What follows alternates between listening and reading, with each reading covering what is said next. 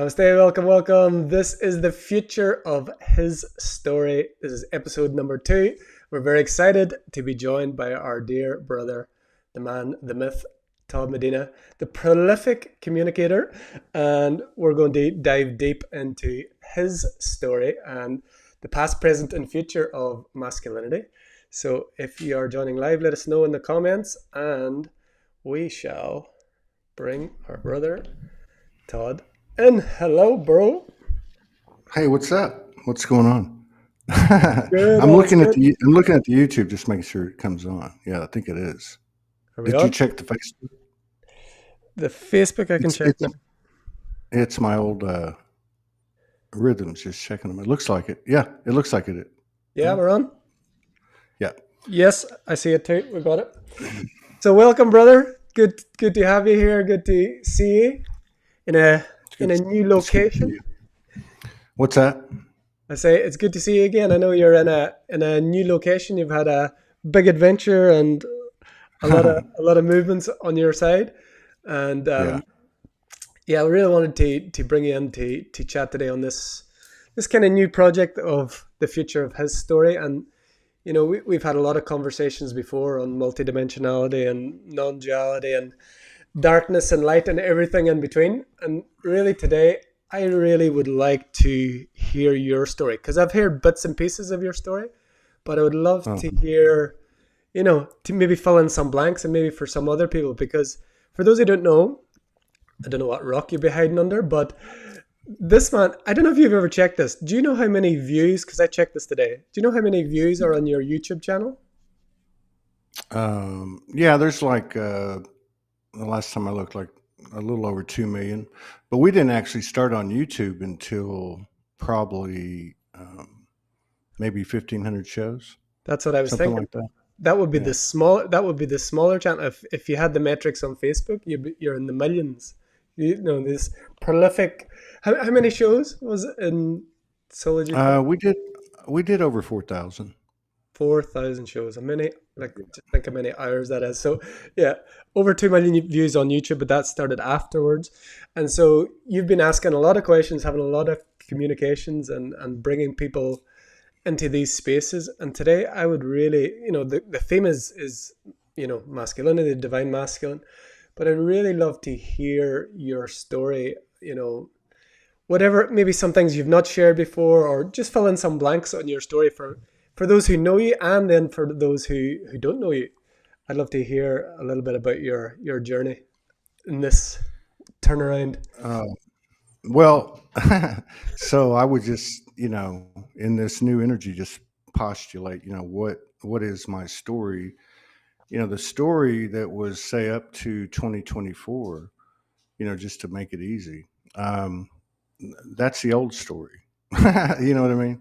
I Yeah. think there was, if the subject line is masculine energy, um, which we've all dived into with the masculine feminine thing for so many years, and so many things and so many different things have been put forth. But I have the utmost reverence and respect and love for the man that I was prior to basically November of last year. So roughly the first of the year, and I think that kind of follows some of the collective energy that we all experience, male and female. I think really, it's so hard to talk about these subjects after all these years because you have that linear context, and it really isn't. But I would just say that, given months and years and dates and the way things seem to cycle with the moon and all that, y- we're still in a different place, or I feel like I'm still in a different place. And it's like the chalkboard got erased. Mm. And so there's elements of that man prior, and I could be speaking collectively, I could just be speaking about myself. I think they're related for all of us, but that man had a lot of courage, a lot of wounds, a lot of humility gained, as we all did through the dark nights of the soul and so on. Did his best in that distorted atmosphere, which we might call the patriarchal or narcissistic realm, and clued in with a lot of other people talking about it, in those type of environments, and getting to a point where we're on the other side, but not the other side where we can just kick back and say, okay, it's all done. But I do think we can say all the old stuff's done, and it's just left in us, right? So if I go back to the question, I think it's two different men, totally. Mm. Um, Obviously, since I spent the first half of the year still in the last 5 months of, say, 37 months physically separated from Morgan, and in June we reunited.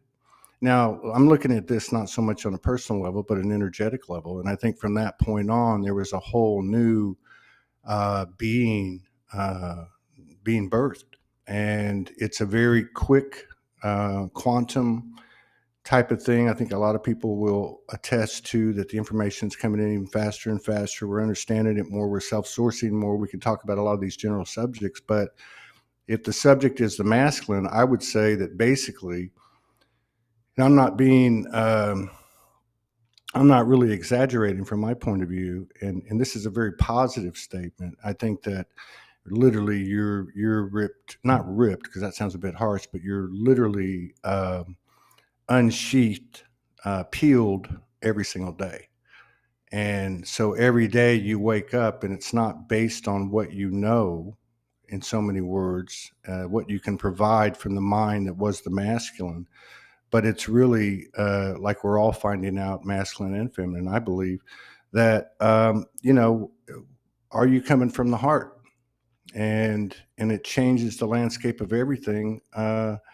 And it often happens for me on a day by day basis. In fact, I believe it's accelerating, and I think the collective energy itself is accelerating, as well. Mm. That's amazing. So, like, one of the questions you always ask when someone new would come on is, you ask, like, when did you wake up? So you have had, but it sounds like to me you've had a secondary. Well, we wouldn't count like one, two. That we have multiple things, but something's happened recently where this is just a complete renewal, a complete new being. Maybe even moving beyond this idea of masculine, feminine. What happened? Apart from the obvious, what shifted?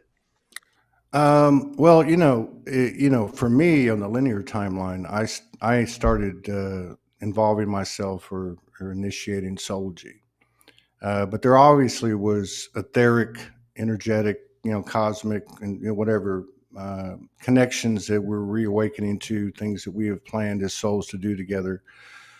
And but from the point of what you're asking me, just as what was my experience, I went through this period where I was looking for this other person who I didn't know who it was. And I'm like, every day creatively driving my sacred sexuality, unbeknownst to myself, into these creations that were words and that were pictures and so on. And then, Soulgy really exploded when that etheric feminine came in form. And that's really the basis of Soulgy, is the Soul Speaks 5D when you really think about it. And that was a joint thing that kind of came from our own conversations from the day that we met on the phone. But for getting back to your question, it became like a crescendo. Went into, and it coincided with COVID, which I don't think is something that's going to surprise people, because I think we all went through a lot from 2020 till 2023. So what ended up happening was we were traveling around a lot. We finally got our own place. And of course, the energies, the COVID had kicked in and so on. And there was, by the humans' experience, a physical separation. But the connection continued in this grand play that we're all involved in. But getting back to the man, I kept driving, before, during, and after what I just spoke of, until we came together in June. And again, this is both a personal story, but I think it's a metaphorical for, as the individual goes, so goes a collective. I just kept driving myself into Soulgy, right? And I, like everybody else, suffered to whatever degree, it doesn't really matter, of the wounded healer, where, oh, no matter what's going on in my life, I can pick up my lunch bucket, go to work, and I'm doing something. And I think there's some truth to that. But again, that's the old masculine Mm. and the old atmosphere, because it wasn't available until after we came out on this other side. So for me, uh, we had when I did a Solo G1 right after she went back to Australia, Solo G2 the next year, I got arrested and never went to that that one, that big story. And then Solo G3 was in Houston, and it really aligned very organically. Really, all of it did, but it was a very wild atmosphere. And I know I was driving stuff as a man, but I didn't know what I was doing totally. But when I came out of that last Sology in December of 2023, I was done. Like I was just absolutely spent, and I just went into like a zombie state. But a month prior to that, on the 9th of November, I would say I had a wake up call, or something happened. It felt like I was in this vortex. It was going faster and faster and faster and faster and faster and faster, and and it was all really centered on my being and my relationship with Morgan. And I woke up one morning, and we hadn't been talking for quite a while, and so I said, I gotta email her. I gotta see if I can, speak to her, not with any, um, uh, expectation or attachment or agenda, but just to bring those two souls together, right? And that's what happened. So if you look at it energetically from the man's standpoint, that was a place where, regardless of all the rhetoric and the narratives and the histories and the feminine and the masculine and the right and the wrong, the dark and the light and all that stuff, right? Uh, it was kind of like, fuck this, I want to see you. And from there, I would say that marked the moment. That was the moment. Very good question. I hadn't even thought about it. But that marked the moment, because much like my first awakening, like we all had at, say, on or around 2012, there was a heart, soul, mind connection, or, ignitement, or something in me that said, fuck this. I'm going to pursue happiness. I'm going to pursue this heart based, which is, obviously beyond me, beyond Morgan. It's for the entire collective. I'm going to pursue this at all cost, you Mm. know. And from there, it seems like a couple of things have happened. One, obviously, I'm very ingrained in the masculine feminine relationship and evolution with Morgan, and it's been a fascinating, incredible journey. And like I said earlier, it's literally it's just huge expansions every day, and to share that with somebody is incredible. Mhm. But anyway, so from there, I think from there, one, that the ability to be in a relationship like this, opening a man's eyes deeper as all the energy itself, or the consciousness itself, in on the earth is expanded and more available. Um, that you're able to see things and shift faster, and then when you do it with someone else, it's pretty incredible. There's some kind of incredible, regardless of all the theories of the twin flames and this and that, there's something about the math and the geometry and the language and the coding of a masculine energy coming together into that sacred union field, that 0 point field, and things are birthed from there, and it's wild and it's unknown and it's loving and it's coming, and I think it's an incredible thing to be a part of. So the first thing is having the ability to see myself deeper every day and not get stuck to the elevation I just had the day before, or whatever the case is, right? To actually wipe the slate every day. And I think the second thing is that, although we can all say, I feel for the most part, if we really examine our lives, especially from on around 2012, the third energy, we can call it the Holy Spirit, the Golden Child, whatever you want to call it, uh, showed us many times through synchronicity and organic, unfoldments, that it was working with us. But since that time, since this second wake up that you identified, the third energy is much more prominent. It's much more communicative. Um, and when you obviously when you have two or more, be it a moment, an hour, an evening, a week, or whatever whatever it is, a convention or retreat, it can be. It's mind blowing what it can be, and I think we're stepping into this now. And to keep this on what you're looking to explore, the masculine, you know, there's been a few people that have talked about this time that really I think you could mark by the equinox of last month. Morgan talked about it for quite a while. Franco referred to this time right now, when we would reach a point when all of that stuff would be gone and we would start to create. And so I feel like that for myself, that um, this is what I'm kind of focusing on every day. Where do I drive my energy? Where do I drive my power and my contribution to myself as a masculine, to my relationship, to the world? Uh, you know, taking as much of the potential that I have in a given spontaneous moment like this and really feeling that sacred sexual energy, you know, uh, feeling that power to seed, that power to create, and really try to explore that. And I find that in the first 22 days, oh, it's funny, it's 22 of October, 11/22. But in the first 22 days of this October, which is new beginnings, nine is completion, right? And September of last month was 9 years of Morgan and I completion. So we're beginning again. So there's a lot of symbology and imagery that's being shown that's guiding. But I feel like that's where it's at now. It's not about who I was, who what it's just something totally new where for me anyway, you drop everything that you think you know, and that's what I was talking about with the getting unpeeled every day, and Mhm. not in a bad way at all, just in the personal insight that you have, and if you're blessed enough to be with someone else, to also what's shared between you and what comes from that third energy. But to me, it's become we were doing a session last night and Morgan was channeling, and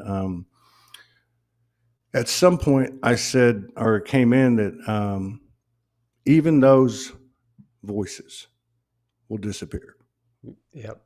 So we will be here. And then she expanded on it better than I could, but it was, something to the effect of, she said actually a different way. She said it'll all come down to the one voice. Well, the one voice isn't necessarily everybody speaking the same. You know what I mean? It's Mm. it's an energetic thing. It's a above telepathy thing, Yep. and so I really feel like that's and the ironic thing is that in March of 2020, when COVID hit, that the big thing came down. We were in Florida in the Atlantis region. We'd been in Kauai, Lemuria. We traveled, through the states, I think 22, 20, 23 states, ended up over there by chance. And then COVID takes off. And we were getting a lot of visitations. There's always a lot of activity when we're together. And so there was quite a few different, I'd say, aspects that came in and merged and, different things and communicated. But one of the very last ones was these reptilians. And they came in, and I told this story before. We told it on other shows, but they came in and basically said, our job is over. Now we're looking at this energetically. We don't get caught up in the narratives of, you know, the purported histories, and they don't even matter because, again, it's all about right now. Yep. All that was information. So, but anyway, getting back to the point, they came in and they said, our job is over. Um, we're leaving now. It was tough, like seeing their side of that energy, like, what's on the other side. Like, you think that the bad guys don't have bad days, like we think we are the good guy. You know what I mean? Everybody goes through the same old shifts, right? Yeah. But I remember the next day getting up and, and I was like, uh, man, I wonder who it's going to be next. Right. And she said, it's going to be us. And there's certain things that she'll say along the way that will like imprint in my head. and I see that. And last night that kind of came in. Um, so yeah, I feel like that. Whatever we're moving into, it's not real easy to describe. I'm not the person to do it. But as far as the subject matter of what you're trying to dig into, again, we don't know. So for me, it's really kind of there's like a parallel with my, I guess you would say, my perspective or my approach as a soul, and it applies the same to my masculine. And I would say the third thing that has come to be, one being the expanded awareness since November of last year, two being the greater, uh, the greater mutuality between myself and, my relationship and the third energy. And the third thing I was just getting to and I forgot. Was that a huge part of this second awakening, as you referred to it, and it's been progressive and evolved, by scale. It's scaled, as we can take things like everything else, has been uh, um, the real connection with my feminine within myself. The real connection, because as things have expanded and my awareness has grown. So, therefore, many things change because of that. But the basis of my life being this incredible relationship, the understanding of the feminine that I'm looking at, and I don't know what comes first, the chicken or the egg. You know what I mean? But there's a feminine inside of me that's got a voice, and I think that's a huge part of this masculine in me, that every time I can wipe you know, you know, everything that's happened, I wake up the next morning, I have all the information, but nothing applies. Mm. Uh, there's no old rhythms of the masculine that I knew I had or didn't know I had. Well, I'm not saying that it's perfect. I'm just saying that there's this new awareness, and the only way that I can see the further advancement, awareness, and expansion, evolution of my masculine and my contribution in that department to the world and so on is by allowing more and more and more of that feminine to create the atmosphere. Let that sink in, because there's no constructs from the old which we might associate with masculine because they were carried out by the masculine as a result of the patriarchal, being their soldier, Mm.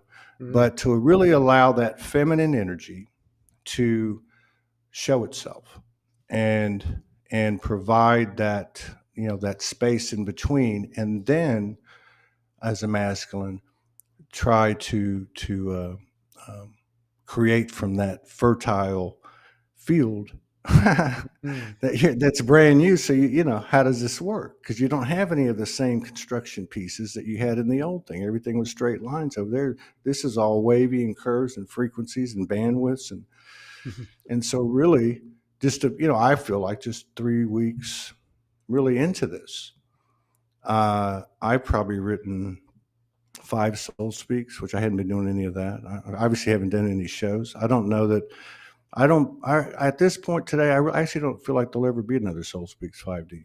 Um, I feel like that. Not that there. I value it. I see people referring to it all. Enough to know that there was a lot of good done, and it was constructive.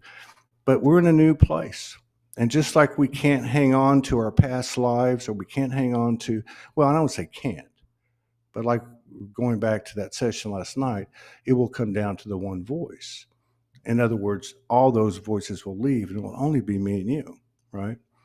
This is 3 weeks into it, as I see it, and so if the masculine is to create, the question to me is, or the question I seek on my morning walk is, how do I create in this new environment, other than getting to know the environment as best I can and to encourage the expansion of that environment, to allow that feminine energy to become in such a state of trust Mm. that it fully and more fully and fully and fully opens itself up. I mean, this the only thing, people talk about everything in the past, future, and present happened at the same time. I understand that. But the one thing that hasn't happened, and nobody can prove it, not anybody, not Einstein, nobody, is what can happen from this right now. Like, like if we are having the advantage of, let's say, all these parallel lives or past lives or greater awareness and knowledge that we actually apply at some level on a more conscious basis as human beings, then maybe we're in the same, maybe, for instance, maybe Morgan and I have done this 10 million times on Earth and come back and come back and come back. Let's do it better. Let's do it better. All of us, whatever it is. I don't understand it, but Mm. I do believe that the present moment is the only moment. So give it your best shot. And I believe that the world itself, regardless of all the bullshit that's portrayed, and it's quite interesting to observe the extremity of polarity in these light worker groups, because I really haven't been on social media. And when I come in, I'm like, holy shit, Yeah. Trump this or this or whatever the subject is. Yeah. But I guess really, just to sum it up, that for me, I don't know. I know that my heart and my soul want to create in inspiration and devotion uh, through the energetic expression, whether it's one song or one show or one moment in nature or whatever it may be, and to allow that feminine energy to pretty much have carte blanche, just go, and just let it out there, you know. And if the pendulum goes a little too far this way, well, we already know what it does over here. So if we're trying to get to 0 point, how is it going to swing from let's say the masculine side and just stop? It's not. It's got to go like that, right? And then it'll find its little groove, which we experience all the time, all of us individually in our daily, interactions. Wow. Man, what a like I've heard we've spoken many times, and I've seen a lot of what you're sharing, but I feel such a different, like everything you've described there, but you can feel it in the words and in the silence between the words, what's not been said, that you're coming from a completely different place. You can feel it, you can hear it, you see it, but like you described, it's we can't say it, we can't describe it, we can't pinpoint this, we can't put it because it's not this what we had before. We had this like it's like this and one plus one, and adding it all together and acting a certain way and getting these causes causing these effects. Now you're coming from this empty space which moves beyond this idea of a present moment as a something. It's like as what I was hearing when you're saying. It's like this idea before is we had, oh, the past doesn't exist, the future doesn't exist, but we've got this thing called a present moment, like an actual thing that we can point towards. But it's a no thing. It's not a thing. It's not a something that we can attach to or label. And this label of that present moment kind of got used in a way that I feel ironically took us out of this place that we are, which is just placeless, and it's just a flow. And I really feel like that, that spaceless space that you're coming from is coming through in the unseen, in the unheard.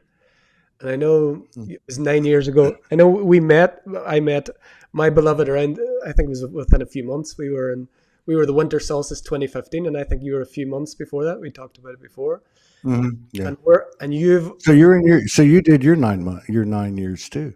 exactly, So and we're a little bit behind you, but I know you were a few months before.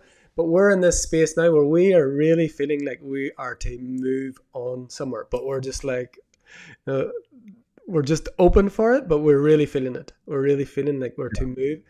And funnily enough, yeah. we have been getting callings towards the part of the world you're in actually, around that area. So that may be coming, but like before, I would like plan it, look it out. How can we do this? I just have to be in this space of surrender to see it come. But I feel like we're going to be there soon, actually. Yeah, Yeah. Wow. not just Mexico, but further south as well. Yeah, we're really getting that call, and we got a massive wake up call a couple of days ago, where maybe you could speak to this. When we are out of integrity with what we know is true for us, the consequences of that now are like instantaneous and very, very loud. You know, we were something appeared the other day, and we were just like, you know, we saw that we'd gone down a line with something where we just knew it wasn't it wasn't in our highest, but we were just taking it Right. because it was what was there. And then boom, within like a couple of days, it was like intense. And it's like we don't get this going down months, years down this path of getting lost and you know, veering too far off where we're being called to. It was like instant, and it was that was the moment where we were like, okay, we hear it. We're back on, and yeah, it's really Right. calling us in that general part of the world, to be honest. So, Yeah. Well, we've experienced this. We've been talking about this the last 2 or 3 days. Um, and what I'm referring to is, you know, let me try another angle. um, Ascension can be a distraction as much as anything else. All right. Some people might look at a distraction and a distortion as two different things, but they're really not in terms of the transition that we're making. So, ascension can be a distraction at some point because the emphasis to me, and from what I'm experiencing with Morgan and viewing with others, not just from a distance, but also in interacting with them, and then even what you're saying now, is that that word that got contorted like all the other ascension related words, the present, being present, mm, presence, um, is real, and it requires 100%. I mean, I'm not saying requires because there's no forcing here. There's no constricting or restricting. It's just by our own choice. But the point is, it's a free flow thing, and it's really walking in trust. And we've said these things over the years, and they're cliches, and we're in a different place. But this is actually it. If it's all coming to one voice, and we're not going to hear our guides anymore, because mm, that makes us different, and I'm not making fun of anybody because it's all happened to all of us. We can either admit it or not. It doesn't really matter. The bottom line is, it seems to me, I'm trying to write some stuff, and the first the two lines that came out was that the Trinity grows the way it flows. So, in other words, we know the Trinity energy is the expansive accelerator of this new grid, or however you want to formulate this new geometry, new earth.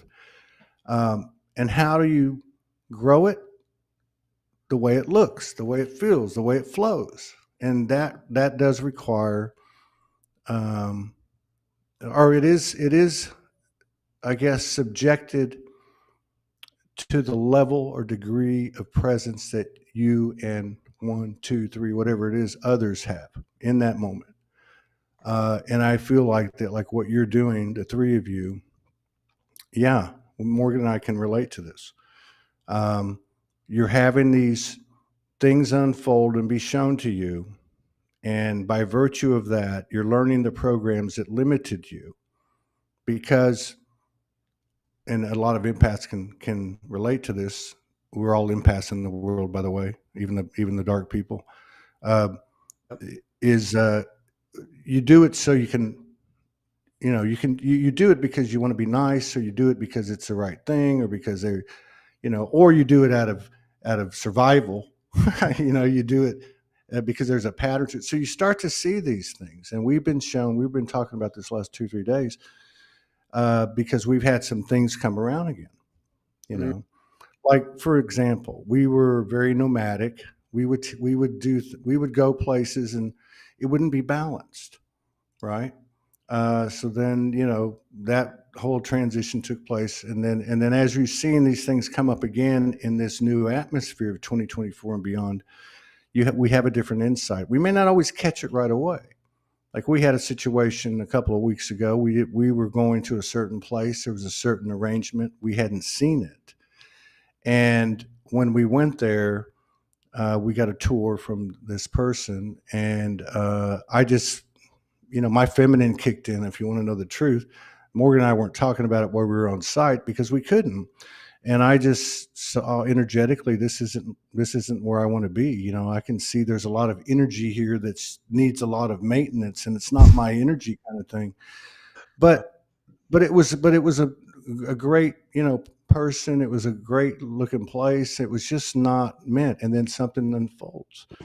Um, so I think that that's part of it. And one of the things that we're experiencing these last 2 3 months since we've been in together, able to sleep together. 37 months without seeing each other, 38 months without sharing the same bed. But there is a direct, I don't know, alchemy, transformational equation, magic, but there's a connection between uh, our, I guess you would call it lovemaking, but it's far beyond what we might think of in the old vernacular. It's all day long, every day. There's something about the nucleus, the core of whatever geometry, say it's an octahedron or whatever that we represent together, that every part of it is directly linked to what manifests. And when it becomes, and the more conscious it becomes as the connection gets tighter and tighter, and it goes in and comes out and goes in, but you have these moments of intimacy, be they what they may, right? We can do it many ways: holding hands, staring at it. There's a lot of ways. uh, there's a direct link when that consciousness, that one mind and one voice, has the same intention. We've actually had this happen twice in very loud terms. So the first example, I get over here. She's in a studio for a few days. 2 or 3 days before we got to go, we hit that point. And this is not what humans might say full blown intimacy, okay? But this was intimacy, and we said this is what we'd like. The next morning, we got it. And it's like a needle in a haystack situation. And then the same thing happens a few weeks later. Now, the reason I expanded on this is because um, whatever the experiment or the experience is here that we all chose to come to and find this uh, you know wild goose chase or whatever, it is based. There's something about the physicality of it. We've done it inside ourselves. We don't give ourselves the credit because of the very questions we ask of ourselves and the depths that we dive into and the openness that we have. All right. But when you share it with somebody else in the physical, this is a replication of what occurs at the origin, at the cellular, at the molecular, and so on and so on and so on. And it has multidimensional ramifications and reach. It's not to be lessened in all of that or greater. So I feel like that in order for that to happen, I can't speak on the feminine journey, but what I've observed, uh, but I can speak on the masculine's journey. And again, the more I allow that feminine energy to, and I'm not just talking about my wife, I'm talking about me. Let it let it all be there. You know, it's not the pace it was before. It's all new. And if I'm the one that has to construct it, if I'm the creator, then uh, you know, how am I going to do that? If I don't understand how what the components are. Right now, all I can see is the components of or not the components, but the actual. It's like an atom. What is an atom? Is like what 99% space, right? So it's like maybe I'm the electron or the proton, and I'm running around here thinking, it's just me and the neutron and the electron, and then all of a sudden you realize there's all this space, and you get into that space, or you expand that space when these three things come into union, right? The masculine, feminine, going whatever it is, and to me it's like to me like entering um, the mother's womb. It's dark, it's a void, you don't know what's in there, and you only go through, and the only thing you can do is the only way you can get in is through pure love. And once you get in there, something far greater than you could ever imagine, or your partner, or anyone, is there. But you can't get a peekaboo, these forecasts and predictions and all that. I mean, Hmm. it's code, but that's really it. We go into an unknown, and that's how we rebirth, and to be able to have the opportunity to do it in the physical with another human being, whether we've had thousands and thousands and millions of lives together or not, it's not the point. The point is we've entered this space again, and there's some level of innateness in our memory banks that we know this stuff, and it's pretty exciting. Um, but as a man, I would just tell you, I don't know anything. I'm just sharing my experience. It's beautiful, brother. And I loved how you shared there about intimacy and the different ways in which intimacy can be. And as you said the word intimacy, I didn't hear intimacy. I heard into me see. Hmm. Into me see. And it's like it's this much deeper understanding of what we've called intimacy before, especially probably from the level of the masculine. But it's this real into me see, this complete openness of seeing ourself, seeing this depth of potential when we can get that reflection from an apparent other that is really another aspect of ourself. And when we can get Yeah, into me see, we're into the core of our being, and that's where all creation is birthed from, rather than this haphazard mechanical, cause and effect way yeah, that we've created from before as the masculine energy. It's beautiful to feel yeah. that. I literally couldn't hear intimacy. I could only hear intimacy. Into It's funny because I've been using the number two, like in a few things I've written in the last. I try to get back into this thing last week or so. Yes. I use the number two. I use the number two consciously in the way I'm trying to develop this writing, because it does start with two. It really does, in this place in time, in this that's the opportunity, and it doesn't mean, to me, it doesn't necessarily mean that it's Todd and Morgan, or a couple like that, or you. It's any occurrence.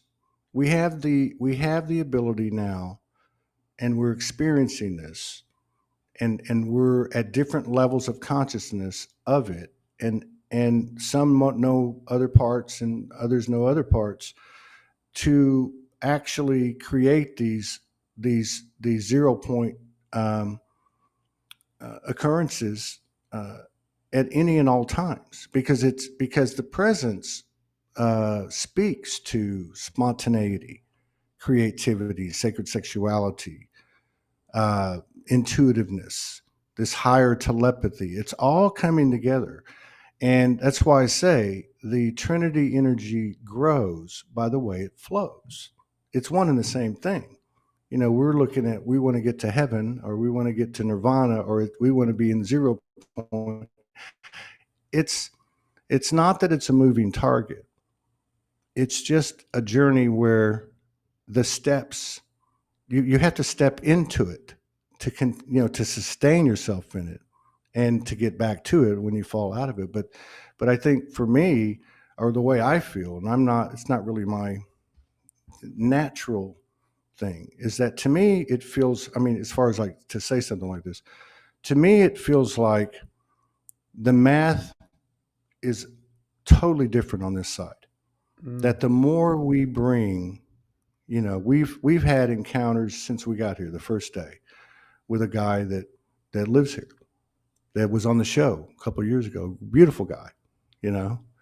We have this encounter, and it's like surreal, and it's full of code, you know. And then we had it with a couple other people and with a couple.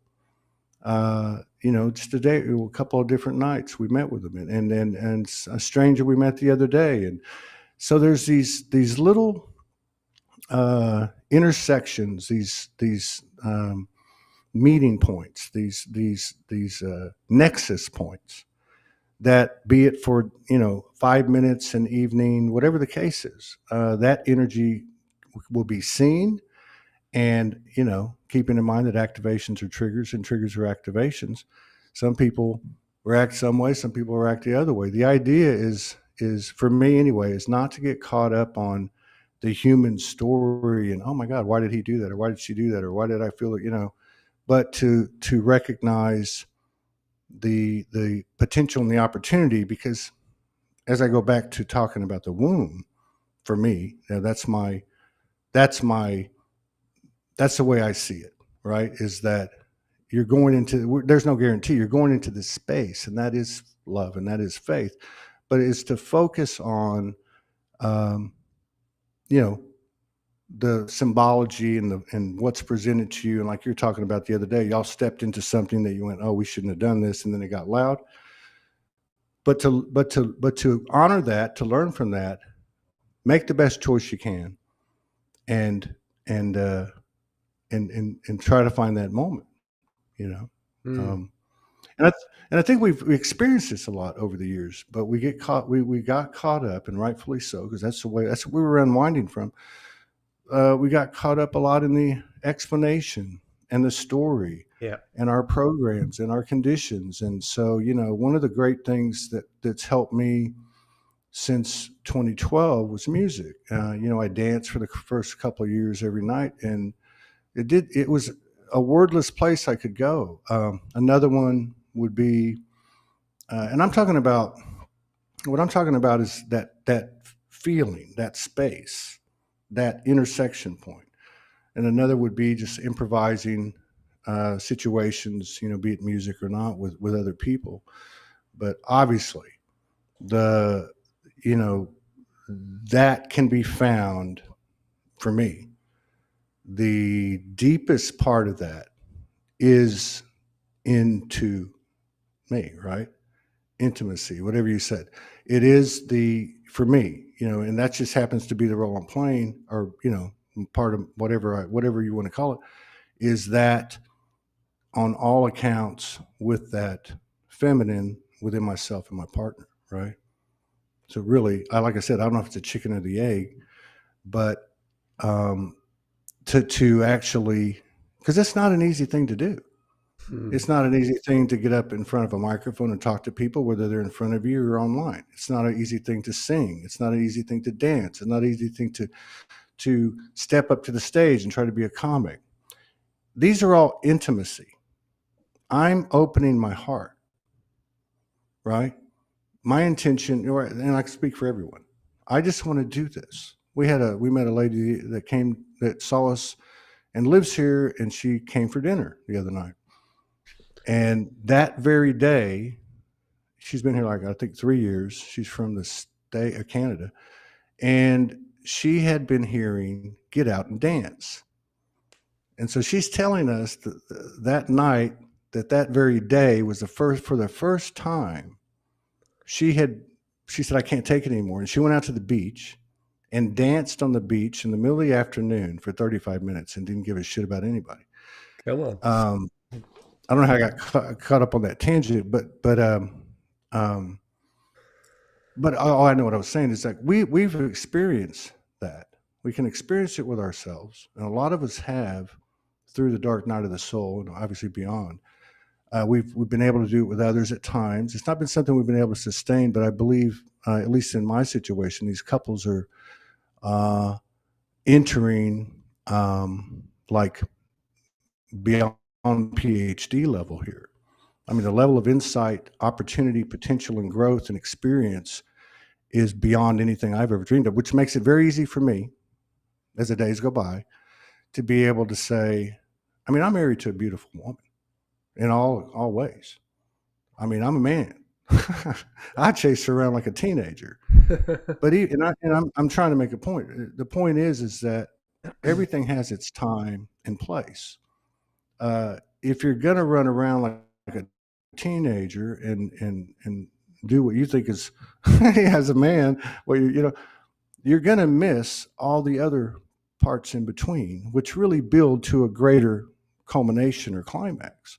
So if you look at that as a metaphor for everything, and that's why I think that word present is probably getting back to the subject of the masculine. And again, it's very hard to make statements because it creates a differentiation, and we no longer live in that world. Mm. When I see Morgan, I see a soul. And it's the first one and closest one I can see myself, right? So I know that this is what we're meant to do, is to grow this. And I think that's the territory we're in now. But yeah, I think it's going back to what I was going to say, and I pre-qualified it, was that the masculine energy in all of us wasn't present. Okay, you might even say the feminine energy was hyper present because they had the higher sensitivities. So they're like the super empath, and the masculines like in a polar different place, polarity. But I would say, and in my personal experience as a man, as present as I have been in my life, and know that I have been, and can be honest about it, there were many things that I shared with other masculine energies, I would say, that were unknown, and it works the other way too, because that's the whole point. Again, we were talking about this the last couple of nights, and it was about that having that life review and form. Mm. People have a near-death experience, out-of-body experience. Many of us have. You get over there, and one of the things that you get is you're able to feel others, which is really you, from your own words and actions, right? But to have that in real time in physical form, that's the kind of stuff that she's been pulling through the last 2 or 3 nights, which has been, if you have that coding and that awareness, a bunch of stuff just starts dropping. Like it's not even there. Things aren't even said. You know what I mean? Because there's full empathy both ways, which is possible because there's an openness. There's an embracement of it, rather than sticking to our old prejudices and biases and that type of thing. Mm. I got lost. Wow. I wanted to just ask you, there's two things I wanted to ask you, but I'll just go with that first one was, when you talk about, well, the first thing we talked about, was when we went into a space. I wanted to ask you, like, when you went into a space and, things got loud, whatever the language I used, whatever happened with you, were there, were there signs that you ignored, like, leading up to that? Like, because this happened very quick for us. And then this had to come to fruition for you to see what was there, or is it like just happening, like you're just finding yourself in a space and then it's like, okay, right away I know this is not for us, whatever it is. Is there a build up to it, or was Well, it? okay. So okay. So I totally get what you're saying. It's a very good question. And we have experienced this. Like I said, we were just talking about this, and this is happening to us all the time. We'll immediately walk into a situation when, where do you see the connection, right? Like it's really close by. Um, so we can say, this is me talking. Okay, we can say whatever we want. We can download whatever we want. It's all code. It's all information. Experience, but the teacher is the experience itself. We talk about these loops that come around and again and again and again. So I think in terms of what you're talking about and the experience that you just had, again, we had we had Morgan and I had a history individually and together when we traveled of these types of A loop. presentations of energy, which I would just equate to imbalanced energy. Mm-hmm. Now, if your viewpoint is that you're illuminating more than they are and they're being shrouded in the dark or what, it doesn't even matter. The whole point is it's imbalance. It doesn't feel right. Yeah. So we've had, a lot of experience there to use this specific type of example. So we had some situations where um, um, we recognized the imbalance. We didn't encourage it. We stayed open, and the energy kind of speaks for itself. You know what I mean? Yeah. I know that's a bit ambiguous, but I don't want to get into like personal, Yeah. kind Yeah. of I get things it. with I other get it. people. Totally. But I think the bottom line is that you know there's really no choice here from my mind. It's fun trying to figure it out. Ascension's fun.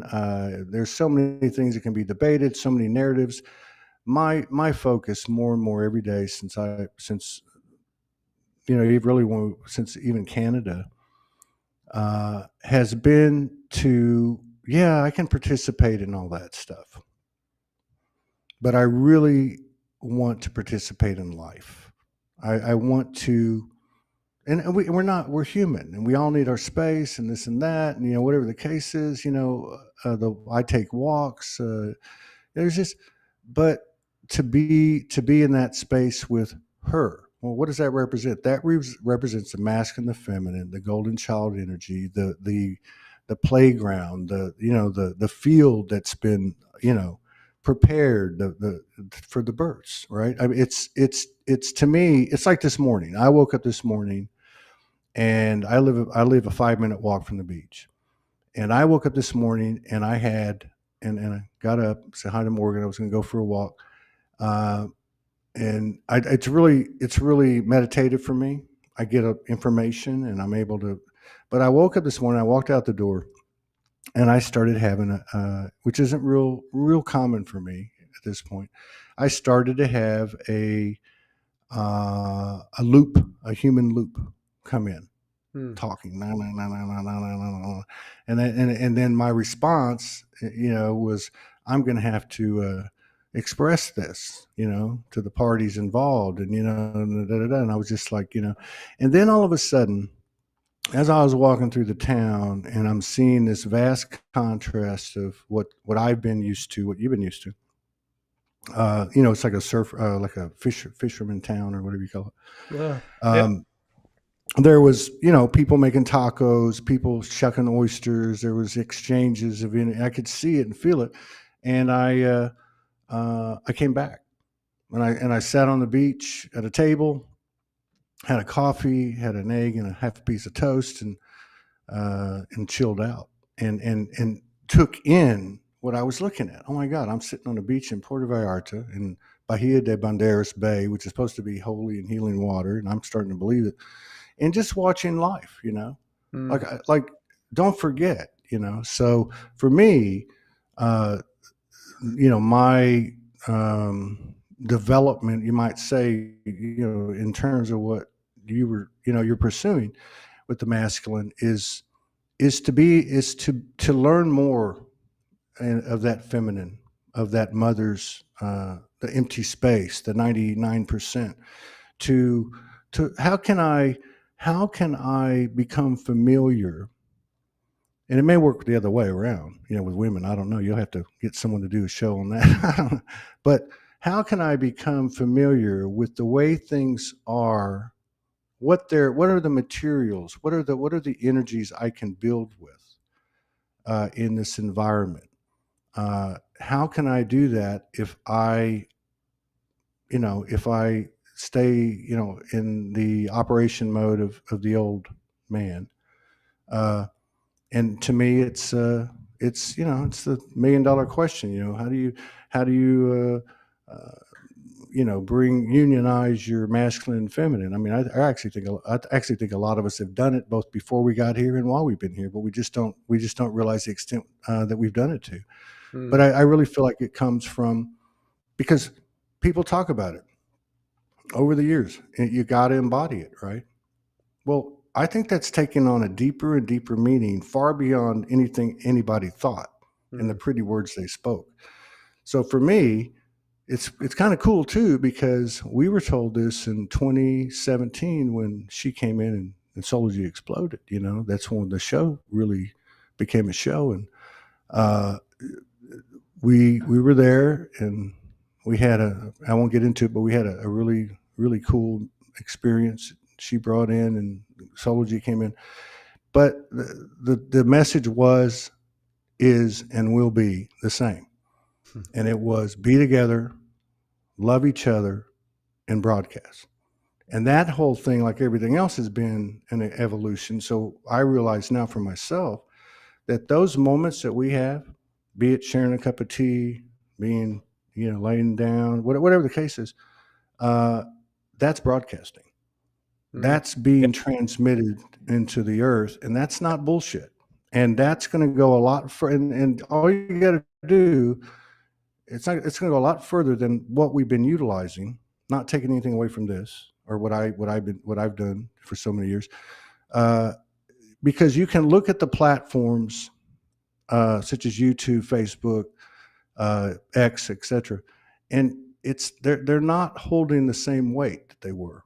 yeah, There's a there is another something coming out that is the, I guess you would say, the physical manifestation of that which I've been referring to as the third energy, the golden child, the result of these unions, as these interactions of harmony and balance, and be they little things or big things or whatever, that's coming through. mm, And I don't know what that is. mm. I really don't. I love that. I love that idea that we are always broadcasting. Before we thought it had to look a certain way or we had to have a certain outlet for that, but we are broadcasting energetically all of the time. I know in you're not in the States now, but when all this stuff like politics and all that stuff, I very rarely see any of it. But when it comes up, that energy, always get this idea, this vote, people feel like they're voting for something. And I was always getting like, we're vibrationally voting all of the time. We're always voting, and that's so what we're broadcasting in every moment is the vote Yep. that we are casting for the reality that we're experiencing with another, within ourselves. And I love the way you shared that. I want to just go to the second part of that question then, because I think it ties into that. Um, is that before there have been a lot of talk of like kind of karmic energy, or what is that, what part of me is being shown here, or like digging into the details of why is this appearing, like I'm coming into this slip, why is this appearing, it's because of this, it's reflecting me. And more we're seeing, like very much like you said, that getting into any story of that kind is completely futile. I believe it was always futile, but we had to go through this idea of, this karmic, this, causes and effects, and all of this part is showing this of me. But the second that we drop into that discordant energy, we're broadcasting then on that frequency, we're broadcasting that field. And it's just like you said, we're just being called to step back, step out, don't get involved, don't feed it, don't broadcast, don't join and amplify that frequency and vibration. And I think you really touched on, but I want to see, like, to ask you, because you were able to walk away that moment. Let's say you took a step, you went coffee on the beach. What happens when you're in a space where it's not so easy to just to step away? Have you had that? Let's say it's a circumstance where you're in a field where, I suppose you always can, but I've been in experiences recently where it's like, okay, I have to be here in this. It's not just as easy. Have you had those experiences? And if you have, how have you dealt with it? Have you been able to just like step out? I think it was a different experience in the town. You can step onto the beach, you can move away. But are Yeah. there instances where you've had to like sit in it? Yeah. That's fun. so, so again, it's there's the Trinity grows by the way it flows. So in specific in specific situations. I can say for what Morgan and I have experienced. I mean, individually and together since the last 3 or 4 months, whatever it's been, has there's not much of that. I think people can relate to things might come in and they come and go pretty quick. You might feel the intensity and some old emotion, stuff like that. But also overall, so if we're going to talk about it, if I talk about it on a personal level, okay, uh, I don't want to get caught up in the story, but to make a point of what you're talking about, yeah, for me, over the last 3 or 4 years, I do think these COVID years were extremely important. You know, in the sense of really the self awareness and therefore the collective awareness really expanding. But it was also a shitload of work. Now, during the bulk of this time, her and I aren't living in the same house, so that was a real evolution for me as a man, as a soul, as a human being. Um, to in the context of what you're talking about, I had to find my own space.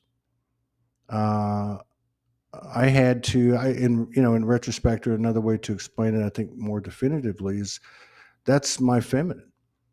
My feminine was as unknown to me as it was in the general field of the patriarchal, right? I mean, obviously, if the Dalai Lama is a man and every pope is a man and every, you know what I mean?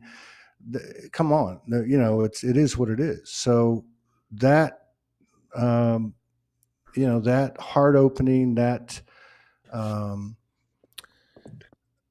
experience and acceptance of my heartache and sadness, uh, you know, re,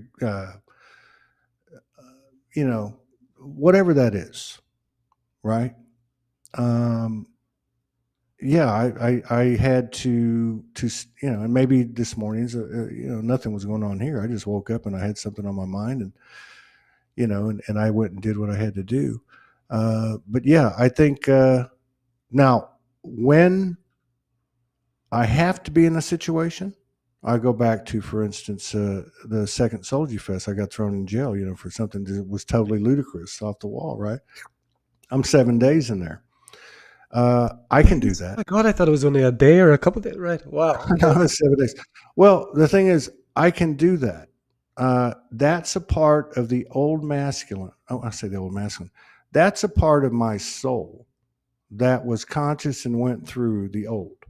Mm, That part that can suck it up, find that balance under any circumstances. But by the same token, uh, finding myself in that dramatically less and less and less as time goes on. And I think the root of that is um, it's me. I can't change anything out here. I can change me, yeah. and I can't change me really if I can't look at a different perspective. And going back to the front part of this conversation having to do with that mutual awareness, the life review and form, and what you do with that code. Um, but yeah, I get what you're saying. I think I think when you really get down to it, be it whoever it is, that um, when and when you can look at these things, let's just say the disruptions or imbalanced situations, and you can really look at them because you can't fake it. You can't fake it, No. and you can look at them and see the gold. You know, uh, and if you're really blessed, and when we all get to this point, I'm trying to be careful here. You have that information closer to the point of it happening. Like you just had a situation, you made a choice, and the information came in like right after. Oh shit. Yeah. We just had a situation that, well, really more than one, where the information came in with it. So we were able to, in one situation, we actually had a commitment and then went back and said, listen, we can't do this. Hmm. Now, what were we really saying? We were saying this is not good for you. It's not good for us. It's not good. And, and there was no human, you know, old human stuff that came from that. It was a good example of the developing mutual respect people have for each other in the space that's allotted to them. And I think that is probably the most important thing, to go back to your question, is there's nothing wrong at all with any of us at any time in regard to anything. It's my opinion, to find your solitude. You don't need to make excuses. None of us do. That's our strength. We're self-sourcing. That's what we're all doing, and that's what we can do for each other. And getting back to the broadcasting element that I referred to, that um, has always been there for us. But think about that metaphorically. Be together. You could speak in terms of your own person. Love each other. You could speak in terms of your own person, and broadcast. And the reality is, like you said earlier, you are broadcasting, but there's something about transmitting the frequency, and this kind of goes back to your question too. Uh, the frequency that we send out is not just going out, right? It works both ways. So we are becoming more conscious, getting out of our head more. And to me, I look at these things. I want to put a post on Facebook and say, but people wouldn't get it. I shouldn't say that. That's judgmental. Uh, who's leading from the heart? Because this political thing is just ridiculous. Yeah. It's totally ridiculous. But Yeah. so my point is, again, I'm trying not to get judgmental. But who is Trump leading from the heart? Is Harris leading from the heart? And the reason I wouldn't put that up is because people would be like, "Yeah, she is, he is," or Pick a that's side. not the point. Yeah. Maybe they're both human beings. Maybe the whole point is that am I seeing from the heart? Am I speaking from the heart right now when I made that reference? Um, but and you can call the, I would say, the feminine part of me is located in my heart, and always has been since I was a little boy. And I just didn't. I might have called it Mother Mary when I was a little boy. Certain something that feels there. The masculine, very corporal. The mind, the strength, the power, the creating. Um, but we can explain these things a lot of ways, and I don't have a lot to say in regard to the programs that we had as men, and et cetera, et cetera, et cetera. Mm. I would probably say a couple of things, like, if you're really serious, because it's a colossal thing, but it's not. There's a lot of things that need to be cleared, and one of those things is very obvious. Would be in terms of sexual distortion. So I would encourage any man, whether you're married, whether you're single, whether whatever, celibacy. Celibacy is like fasting. Retention would be another thing. Semen retention. Uh, there's there is a new atmosphere. It's building in all parts of our life. It is most um, experienced, potentially most powerful, most creative, most whatever, and everything really, in pure intimacy. So, you know, they all kind of relate to each other. And like I said, chicken or the egg. But if you are choice by choice, interaction by interaction, leading from the heart, and this isn't just cliche or adage, um, which really means allowing that feminine energy within yourself and otherwise to be seen, because you can learn from it. And the last thing I would say on that, and there's so many different examples we can have, but we all know they don't call it men's intuition. Now, that may be a negative connotation towards someone in male form, but the point is, our feminine is in the higher realms. Our masculine is in, and equally as important, in the organic realms. Uh, we have been walking around in an environment that's made of boxes and straight lines and sharp edges. Uh, and as Jordan Maxwell and so many other people that have done research and all that over the years will tell you, it's there. You know, it's been there to imprint upon us. There's something behind it. There's something that holds all this space. There's something that contains it all, and it's reemerging, and it's uh, quite challenging, I believe, to your typical stereotypical masculine man, given all the I'm in Mexico. I know because it's my heritage. It's a huge masculine machismo culture, but I see a lot of good energy out here, um, and uh, and I think like with a lot of things that are being put out into the old mainstream media and the internet, because don't kid yourself, because most of that's coming from the same elements that controlled the press and TV and all that for all these years.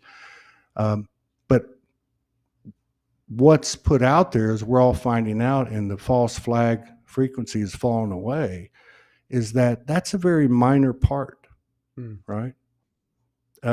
There's a huge part out there. You might say most people are good people. Most people just want to be happy. But there's this, like David Icke says. David Icke says, you can fit all those people. Think of energy. You can fit all those people into one room, Mhm. and they're projecting all of that. But we're no longer participating, and I really feel that that um, that's what will give us more ease and grace and evolve this to this innate direction uh, that we're all onto, is to let this feminine energy be seen, experience it, learn from it, and as a masculine, you wake up the next day and you're like, okay, let's start over. Yeah. In a good way though. It's almost like you ever see the movie? How we Groundhog Day. watched one last Groundhog Day. Yeah, Yeah. you ever see Groundhog Day? Yeah. So we watched a movie last night called About Time. It was similar to that, Mm. but Groundhog Day would be a better example. And it's funny, but I mean, the point is that that's how I feel. So you wake up and you go, and it's kind of a non-judgmental thing, because I'm sure the feminine too, but the masculine energy has had the hell beat out of them. Like the warped sexual distortion itself is the purest indicator, because what were we looking for? Another victory, another conquer, a release. I mean, a getaway. I mean, it was so many things. It's so um, I just that's how I feel. That's it. So what I'm saying is, I wake up to every day. It seems like more, well, it is, and it's like non-judgmentally, I can. What is it I'm going to find out today? Uh, and it's kind of a natural thing, like my impulses, I don't know, it's like everything, there's a greater awareness. So I'm sort of like, if this is what I'm here for, then how can I uh, how can I potentialize this? Where do I start? And often, many of the days up until the first of this month had been, I don't know what the fuck to do. I don't know what to do. So you just take that step back, and I do think there's a lot of that going on right now, which makes sense, because if we're releasing all that, like an inhale, like an exhale, releasing all that masculine, and we're bringing, it's like the space in between. So that element of pause and don't do anything, I think is part of what and the reason for that is that is the feminine. Like if you hurry up and make this decision and you try to do all this, you're not going to see what's being shown to you. Mm. And we're kind of experiencing that through where we went the first uh, couple of months, and then to here, and now we're days away of, we don't know where we're going, but we've had these things come into our space organically, hey, we've got this over here, we got this over here, and we're like going, okay, it's going to show itself. So how can that ever happen if we don't allow, if we don't take the time to see it? And I'm convinced that maybe it's not a great analogy, but it works for me. Is you know um, how can you see what she offers if you don't take the time to see, because you're so wrapped up in the conveyor belt of life? And although, I think we've all made great progress, but getting back to the masculine, uh, it's been instilled in us to get up and go. And so, on a personal level, to be able to step away after this third Solji Fest and whatever number of shows and years and all that, it was the death of me. And I welcome it. I honestly do. I welcome it. I I would not. I don't think Solji is a consciousness. It'll go on forever. I see it every day. I'm not attached to it. I'm proud to be a part of it. Have been a part of it. Whatever. But uh, I went through a real death there, and when you go through a real death, a lot of things come up, and blessed to have a partner that we are able to hold space for each other. But again, back to your thing about always transmitting, always broadcasting. What greater contribution to give to the collective and to your partner and to yourself than to be transparent? And I think that force of the feminine that is uh, that is coming into our vision in the entire atmosphere is a direct relationship there to the masculine's I want to say transparency. Cut to the chase. I mean, it's it is what it is, and we need to stop. Let's just get out of it. Get out of the the old stories and well, we went through it. We did. All right. Um, but the last thing I would say, really, the last thing is that I've always understood, not that I was perfect about it, but for 12, 14 years, I've always understood that if I had the inspiration, which really comes from her, right? And in my life, Morgan, but it's really that energy they call Sophia, the mother, whatever. You take that inspiration and you express it to the best of your ability. Uh, and that's to me, it has always had some kind of healing effect and aligning effect in me. Maybe not to the nth degree or whatever. And I had to do shadow work and this and that and all the things that we deal with. But what I do see now is that not, oh, I'm going to get off the show and go do it right now. Rah rah rah. Let's go. Uh, there is this building, this energy that's building within me, and I felt it in my body over the last couple of weeks. It's an explosion. Morgan and I have had some incredible activations at the same time through these lower chakras into the heart and to the crown.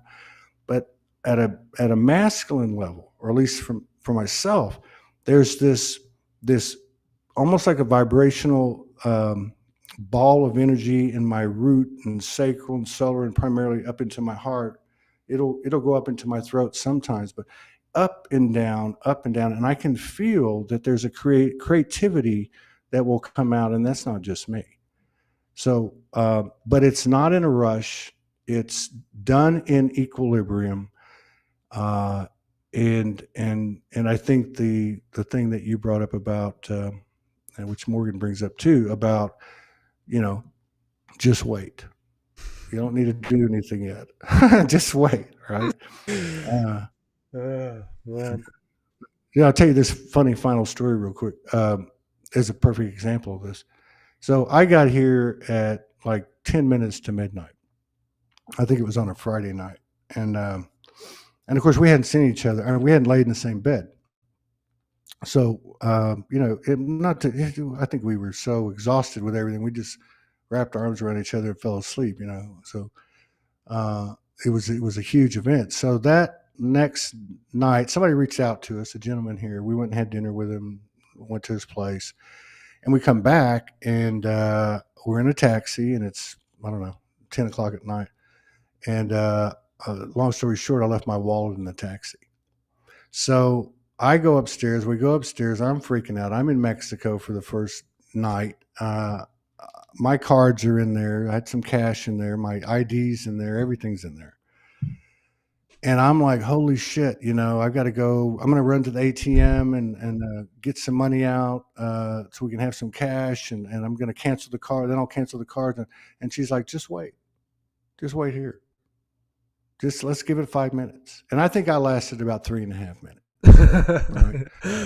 So I don't have a car, so it's about 4 or 5 blocks, and it's at night, but it's freaking, the humidity at that time here was like raining every day. The heat would come out. I mean, it was horrendous. I'm 62. I'm running down to the ATM. I go to two ATMs. The first one won't do a transaction. I go to the second one. It eats my card. Okay. So I hang out there for a bit. I get the card back, and then she calls me, and she was in an upstairs studio, and the taxi driver had come back. But because of the way the thing was set up, I took the keys. She couldn't get out of the apartment to go downstairs, and this guy's speaking Spanish to her, and she can't understand. She's doing charades and such. And what had happened was this young mother with a baby in her arms was the next ride and saw the wallet, and she called me, and I'm running back about to die and drenched in sweat, and so the ending was the wallet got, we got the wallet back. But the point was, I thought it's a funny story, but it's a good example of what you brought up a couple of times, which uh, there really is a huge benefit now, I think, to the pause. And I see that pause as kind of symbolic of what we're doing, like releasing that distorted, whatever you want to call it. You can look at it as masculine and feminine, and really taking in our feminine energy, because it's really it's really the palette we paint from, in my opinion.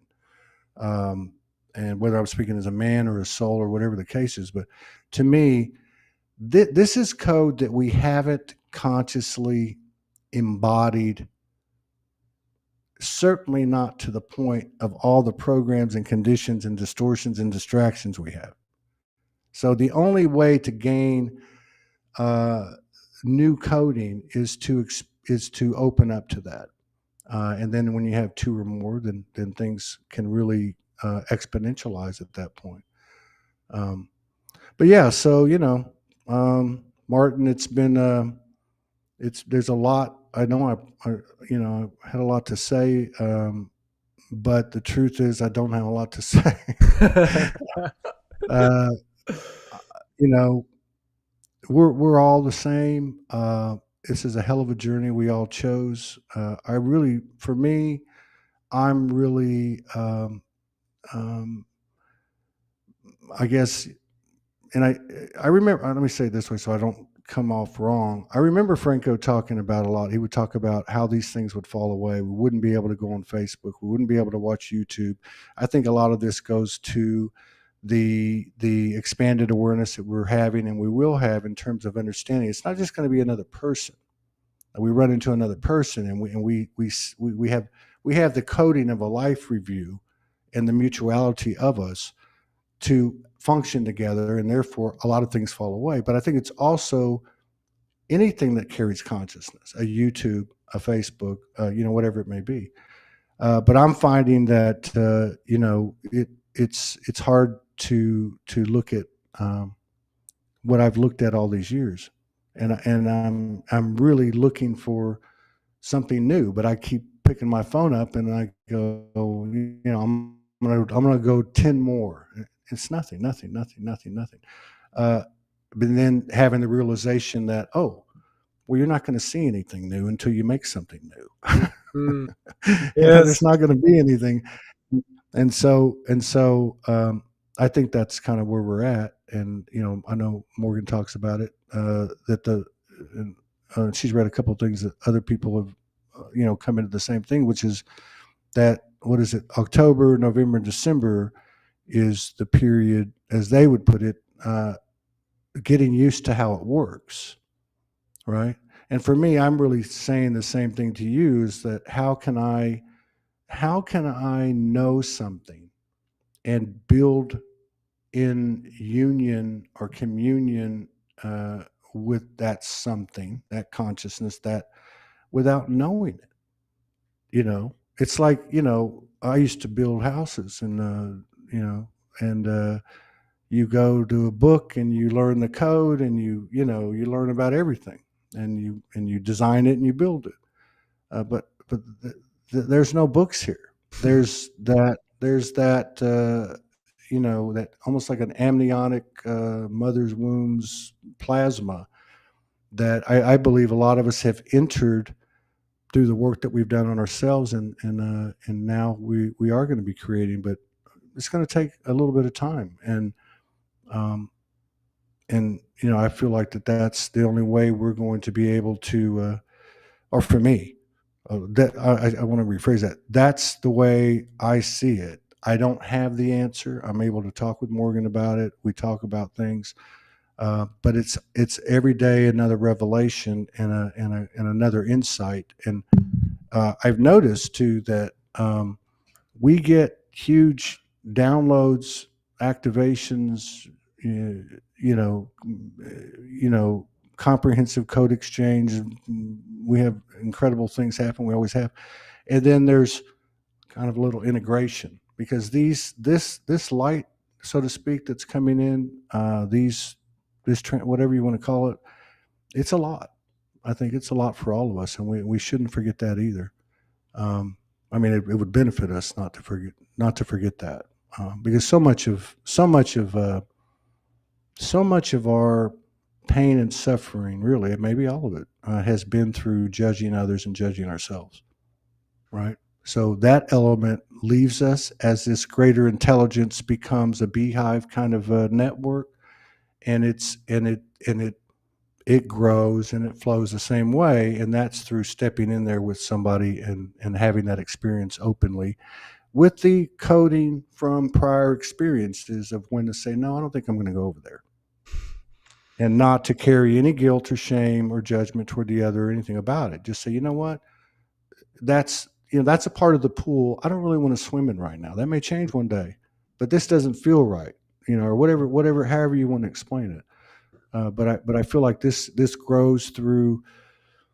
Um, we're not going to, sit on the sidelines, but we're not going to come out overly aggressive in the old paradigm fashion and charge the hill. We're going to come out and take these steps, and each step is with the intention of equally serving or equally expanding myself, the other, and the collective. The mother, the child, the golden father, the golden child, or whatever that triad that you want to identify with. And we're writing the code every time we do it. There's no, this is it. This is the new code. That's how I feel. Yeah. Beautiful, brother. Brother, how's your time? Because there's something really calling me. How are you? We're already at an hour and a half. Can't even believe it. I'm okay. Yeah, I'm You're okay. okay? Yeah, I Uh, probably won't do anything like this again for a while. well, Yeah, thank no, you, thank you, I know thank you for I'm being here good. with us. Because I want to say, like, over the years when we've talked, it's always been so activating for me. There's always been some things have been going on, and it's no different today. And I want to expose something in like transparency about myself that's coming up, because I feel it's really a Hmm. time and it's a powerful space for it, if I can. Um, so many of the things that you shared, like you and Morgan experience, like is literally nearly word for word of the things that we go through. And I know we've talked about that before we came together at the same time. But there's one where you were mentioning where there's not a lot of it. You get into these spaces, but it's not a lot. And it's the same for me, but there's one thing that keeps coming back, and I know I've got so much work to do on it, and that is conflict. whenever this is what the example that you mentioned the other like before about having a, what way did you say it, like an agreement, or what was it you said? Yeah, um yeah, like it wasn't that wasn't the word, but that idea, you had an agreement and then it was like you had to change.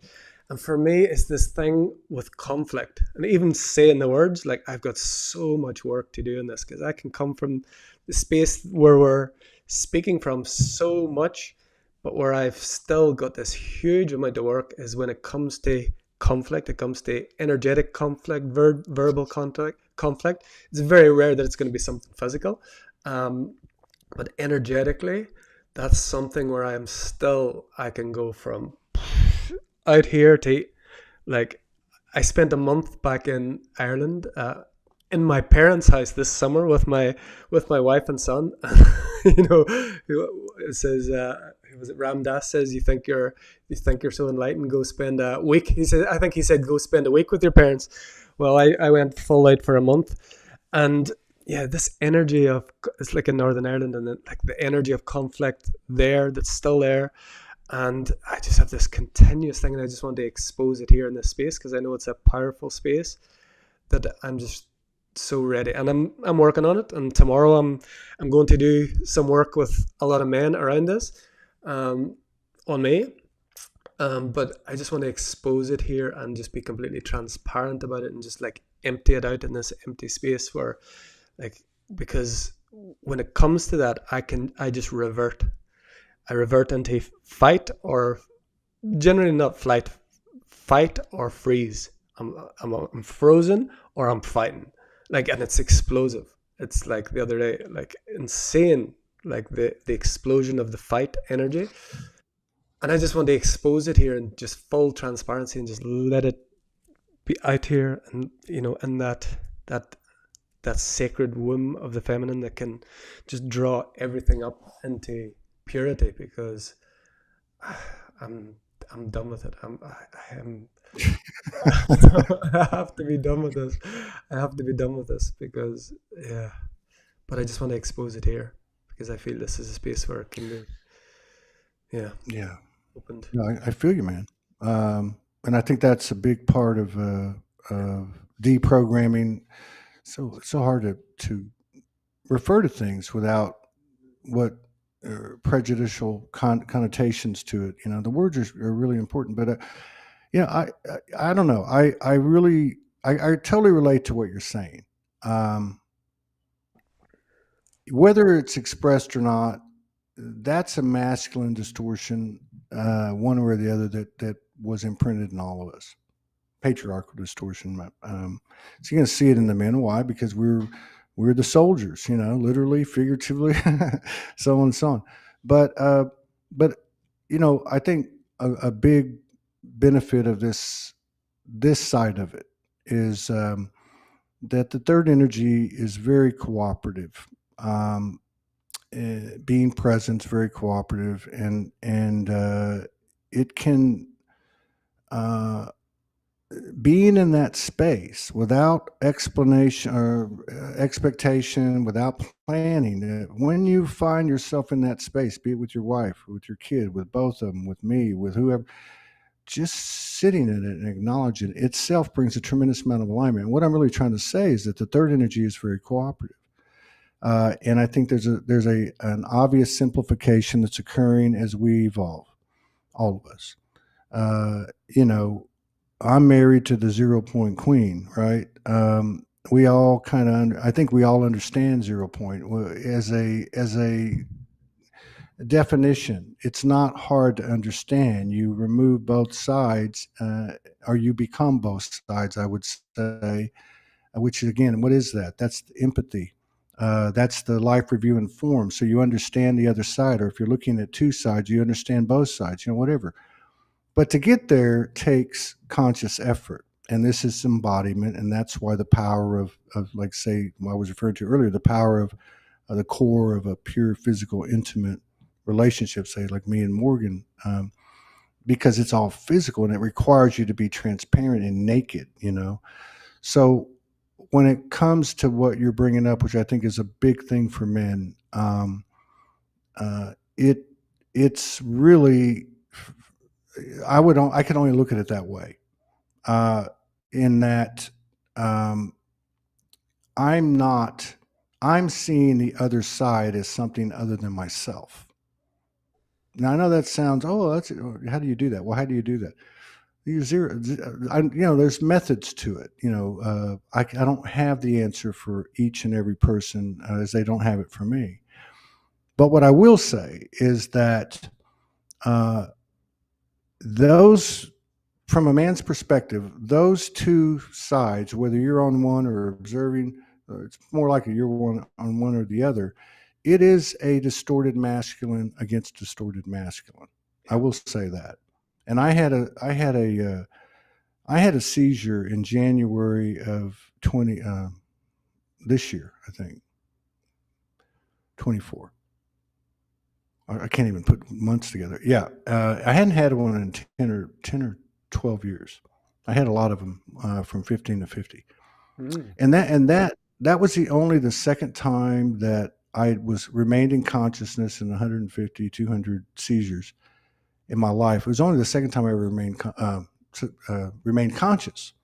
And what it was I was thrown into this point of observation where there was two energies that were coming together like fucking tidal waves, and I saw them, and they were all masculine. It was Mm. masculine both sides. And I don't know, something must have been in the air at that time, or I saw a vision or whatever. I don't know, but uh, there was just this understanding for myself that, hey, man, we're fighting ourselves here. You know what I mean? We're fighting ourselves here. And it just kind of washed away. But that's an easy proposition to hear a story and go, oh, okay, well, everything's fine now. No, what I'm trying to say is that uh, I think there is a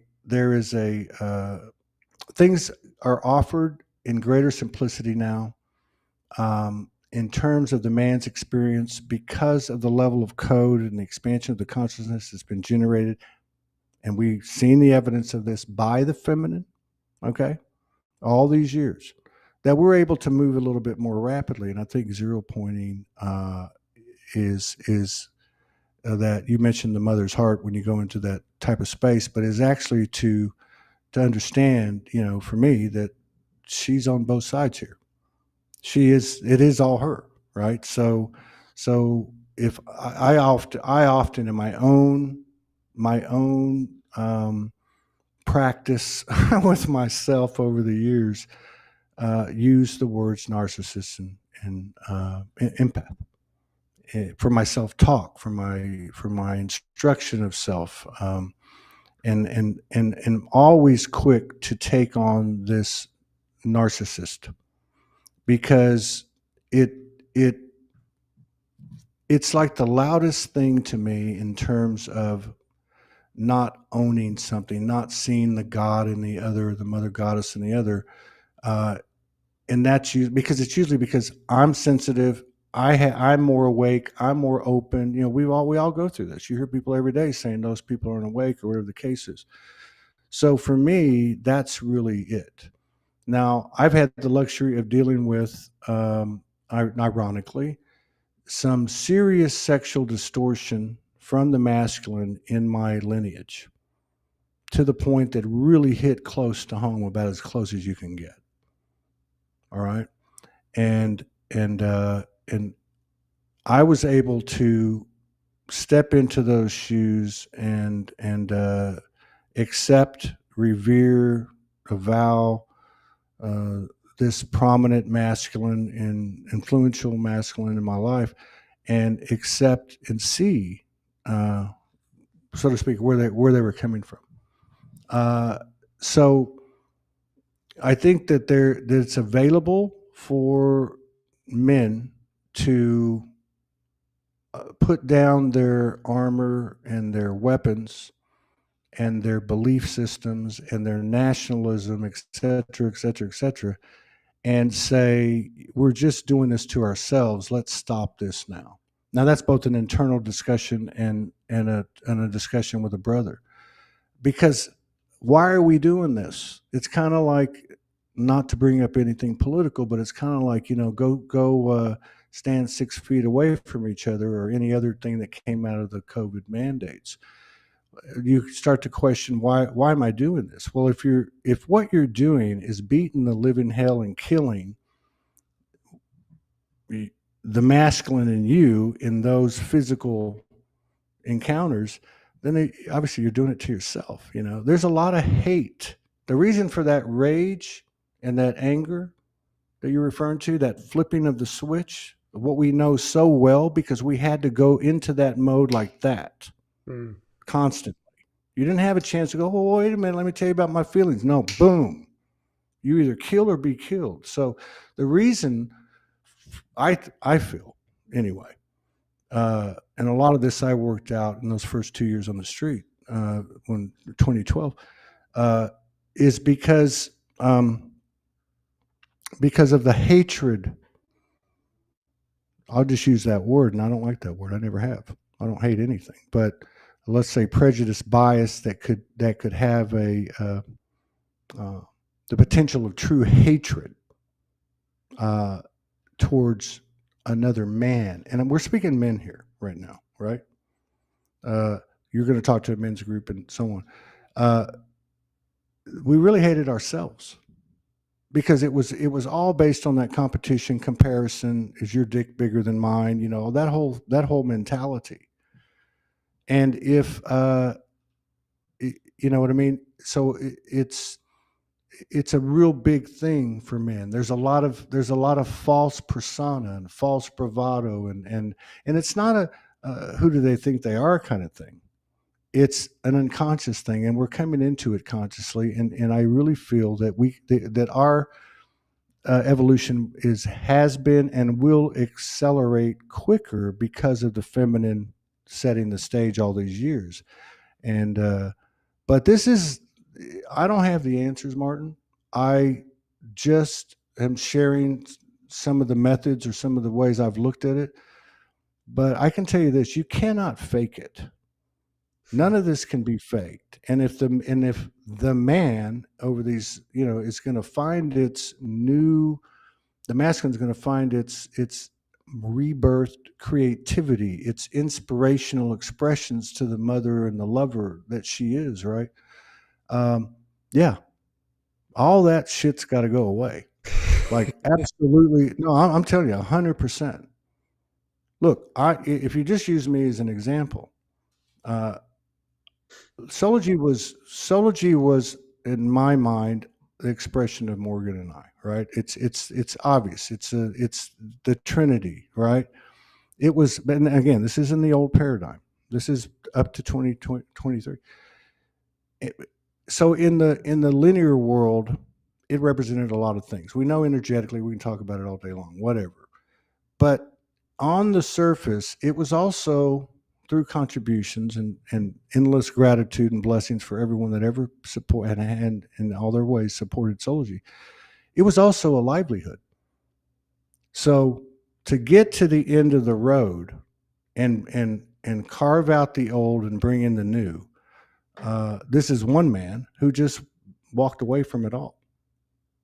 Okay, and I've had people make comments to me, but and again, I don't know what will ever happen. Today, as I sit here with you, I'm inclined to think that I'll probably never do anything again with the Solo G brand or the Solo G label or whatever, and that could be wrong. But the point is, whatever it takes. There were elements of Todd within that um, creation that were from the old, obviously. How could any of us build from? Not to say that there wasn't an element of soul, not to say that there wasn't something that continues to live, but in order to expand on what's been, having to let go of all the constructs of the old. So, you know, if it's meant, be it one construct of it or the whole thing, and this is an example, it's not about, I'm just trying to give an example. Um, if it's meant to come with us, it will. Hmm. Because this third energy is you can't enter the sacred space of this holy womb, this what we indescribable place that we find ourselves over and over again in 0 point and all that it brings, unless you've, unless you've uh,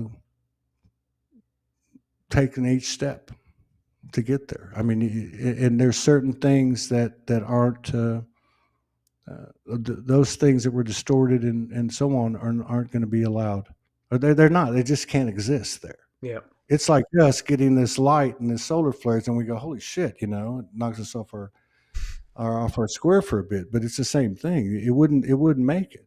This is what we're doing. We're doing this in the physical body, so it's not just elementary stuff here. But in terms of the man, uh, every single thing. I don't care if you got a PhD. I don't care if you got $1 million in the bank. I don't care what you did in your career. I don't care what you did in your light worker career. If you really want, this is just Todd, okay? This Todd speaks to himself, right? If I really want to make an impact in this moment, and you only have the first chance one time, right? We go on forever, but to maximize things is to let all of that go. And it's happened somewhat organically. It's not happened harshly, for me. I have the value of a tremendous relationship that was able to facilitate me and uh, and bear with me. You know what I mean? But it's been and I'm serious about that. You know, to be able to be in an unknown space with a feminine in form, uh, and to find these new um, neural pathways and avenues and methods and material uh, is is incredible. And I can't speak for other men that aren't in, say, this type of relationship or whatever the case is. But what I can speak is to the energy, and I see the you know a lot of ways to explain things, and it may be a little harsh to explain it to men, but seriously, I don't care who you have been. The only thing I'm taking with me for the sake of this incarnation is my name.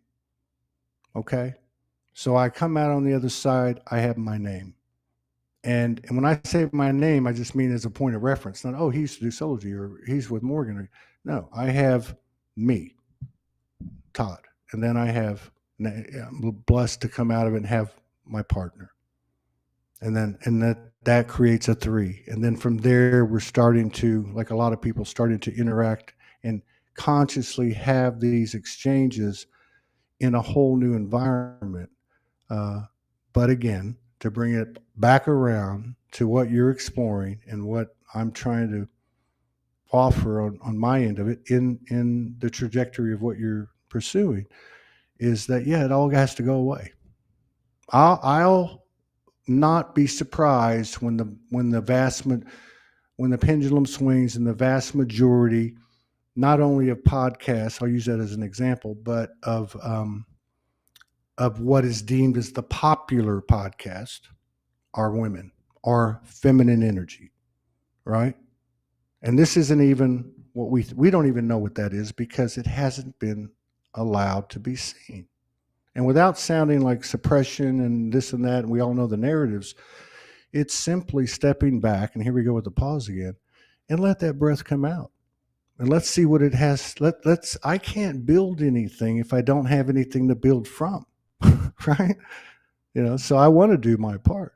So that would be my thing, a more direct thing that I would like to dive into, not to cry in our beer and all that bullshit, but to actually say, dude, I say this to myself all the time. God's honest truth. Who the fuck you think you are to think that? You know what I mean? To think that you can this uh, like I said, this third energy is very willing and cooperative, and it works if you step into it. And to have a partner to be able to do that is a huge advantage. And maybe that's just part of our role. But yeah, uh, because if you're in a situation like you're talking about, what is it that's actually pissing you off? I can promise you it has to do with comparison, competition. Uh, who are you or who am I to say what I? That's what happened this morning. I took a walk. It's a it's a further down ripple down the line. I'm going to say this to this person. I'm going to say this to that person. Like, and I'm thinking, then I'm out there in the mother's belly in front of the beach, with a coffee, and go, oh, sorry, that's not even that's old. That's not even real. Who am I again? Oh, I better get back because I'm going to be late to the to this video. But So, but no, I think that's a harsh thing to hear. I think it's easier to hear it now. But and I will say this: so when I go on social media, I still see a lot of the same old thing. And I'm not damning anybody. I'm not throwing shade. I'm just trying to say, if the subject matter is a man that wants to evolve, I'm not an expert. I can only share my experience, but I can tell you this: there's nothing coming with us. I am not the same Todd I was in the first 8 years of my relationship with Morgan Lee. hmm, Um, I don't know who I am, but I know what love is. I have a built-in innate sense of the scent of the mother of whatever that is, and I'm here to express inspirationally, um, as I've done in the pattern of the past, but in this new atmosphere, and I know there's a lot of co-creation that goes along with this new math. If you want to put it in human terms, mano y mano, man to man, all of it goes. So I have no problem giving up my livelihood, no problem giving up Sology, no problem giving up dad. I know it's a bit different for someone like you. Not that I'm turning my back on anything, but these labels, they can't go. I'm Todd. I'm an aspect of you. I'm a fractal of the whole. You played this role in my life, or whatever that relationship is on the surface. Everybody's a soul. I want to swim in that water where I gravitate. My wife and I gravitate to those energies that come in. They come in, and it's smooth. It's a seamless kind of thing. And there's nothing wrong with wanting to be alone or not wanting to enter that space over there. It doesn't mean anything. There's no judgment there. Um, but the masculine energy, you could explain it so many different ways, and if you're going to do a men's group or something, I'm certainly open to being part of it. But, that one of the many ways that you can look at what we're talking about energetically, obviously always first, because that's really what it is, metaphorically, energetically, is well, my phrase with myself, it's not just who the fuck you think you are, but shut the fuck up. That's probably the most common one. Is, but what I'm really saying is to myself, is to my masculine, to that side of me, which is divine masculine with some conditioned male, you might say. I'm saying, shut the fuck up and here's what she has to say. We've been hearing all this over here. So what more is there that I haven't understood, or because I haven't seen? There's no judgment here. So I see that as a kind of a microcosm, and then but to your point, because I think that's a really big thing. The rage and the anger came in to because of our self hatred as a result of the projected um, uh, programming or the projected trauma. Okay, all right, that we got sold on and deeply embedded in us. Okay, so that's where it comes from. There's no reason. There's no no one to blame. There's nothing to blame. Get over it. Who do you think you are? I'm talking to myself, not you. Who do I think I am? You know, and it's work. We're down here doing work, and I think the feminine part of us was able. When I say the feminine part of us, I mean it's obvious. You look at these groups and like Sology, and yeah, the feminine in form came out and created this wave, you might say, and things became more visible, and it was a lot of work, and they did a lot of work and held a lot of space, and so that speaks to the feminine in the entire collective. That part of us that looks at the men warring on each side going, they're both my sons. What the hell's wrong with you? Right? So now you have this counter, I don't say counter force, but you have this uh, co-creative force that is like my story, like we talked about when you asked that brilliant question. When did you? It sounded like you had a second awakening, but it died. I shouldn't even say died. I should say it's dying. Everything's got an ing. It's die. It's died. It's dying. It's still dying. It's dying more in this conversation as I open up about it with you. Um, but what happens at the same time is a greater love for himself. Like, you know what? I can stand here without any of this. You know what I mean? I mean, it's not like I'm going to jump on a mountain and scream and, oh, look who, that's the old, right? It's just simply going, you know what? That's as restricting and confining and limiting as all the other programs. That's what I say. I'm not knocking ascension. I'm not, knocking narratives. I'm just saying ascension can be a distraction as well, Mm. even a distortion. But yeah, it's a big subject. I think we've spent a lot of time as men talk in recent years talking about the sexual distortion. I don't think that the conversations went very well, and I'll tell you why. Because the conversations were had from a point of judgment and belittlement, and I'm talking about men to men. I'm not talking even about the feminine. Uh, I went to AA meetings and NA meetings, and again, old paradigm, new paradigm. It's a sob story. It's crying in the beer. It's false bravado. It's just bullshit. So again, everything has to be, uh, not has to be things. Just as patterns of conditioning and programming are coming up and showing themselves over and over until we, get louder and louder until we get it.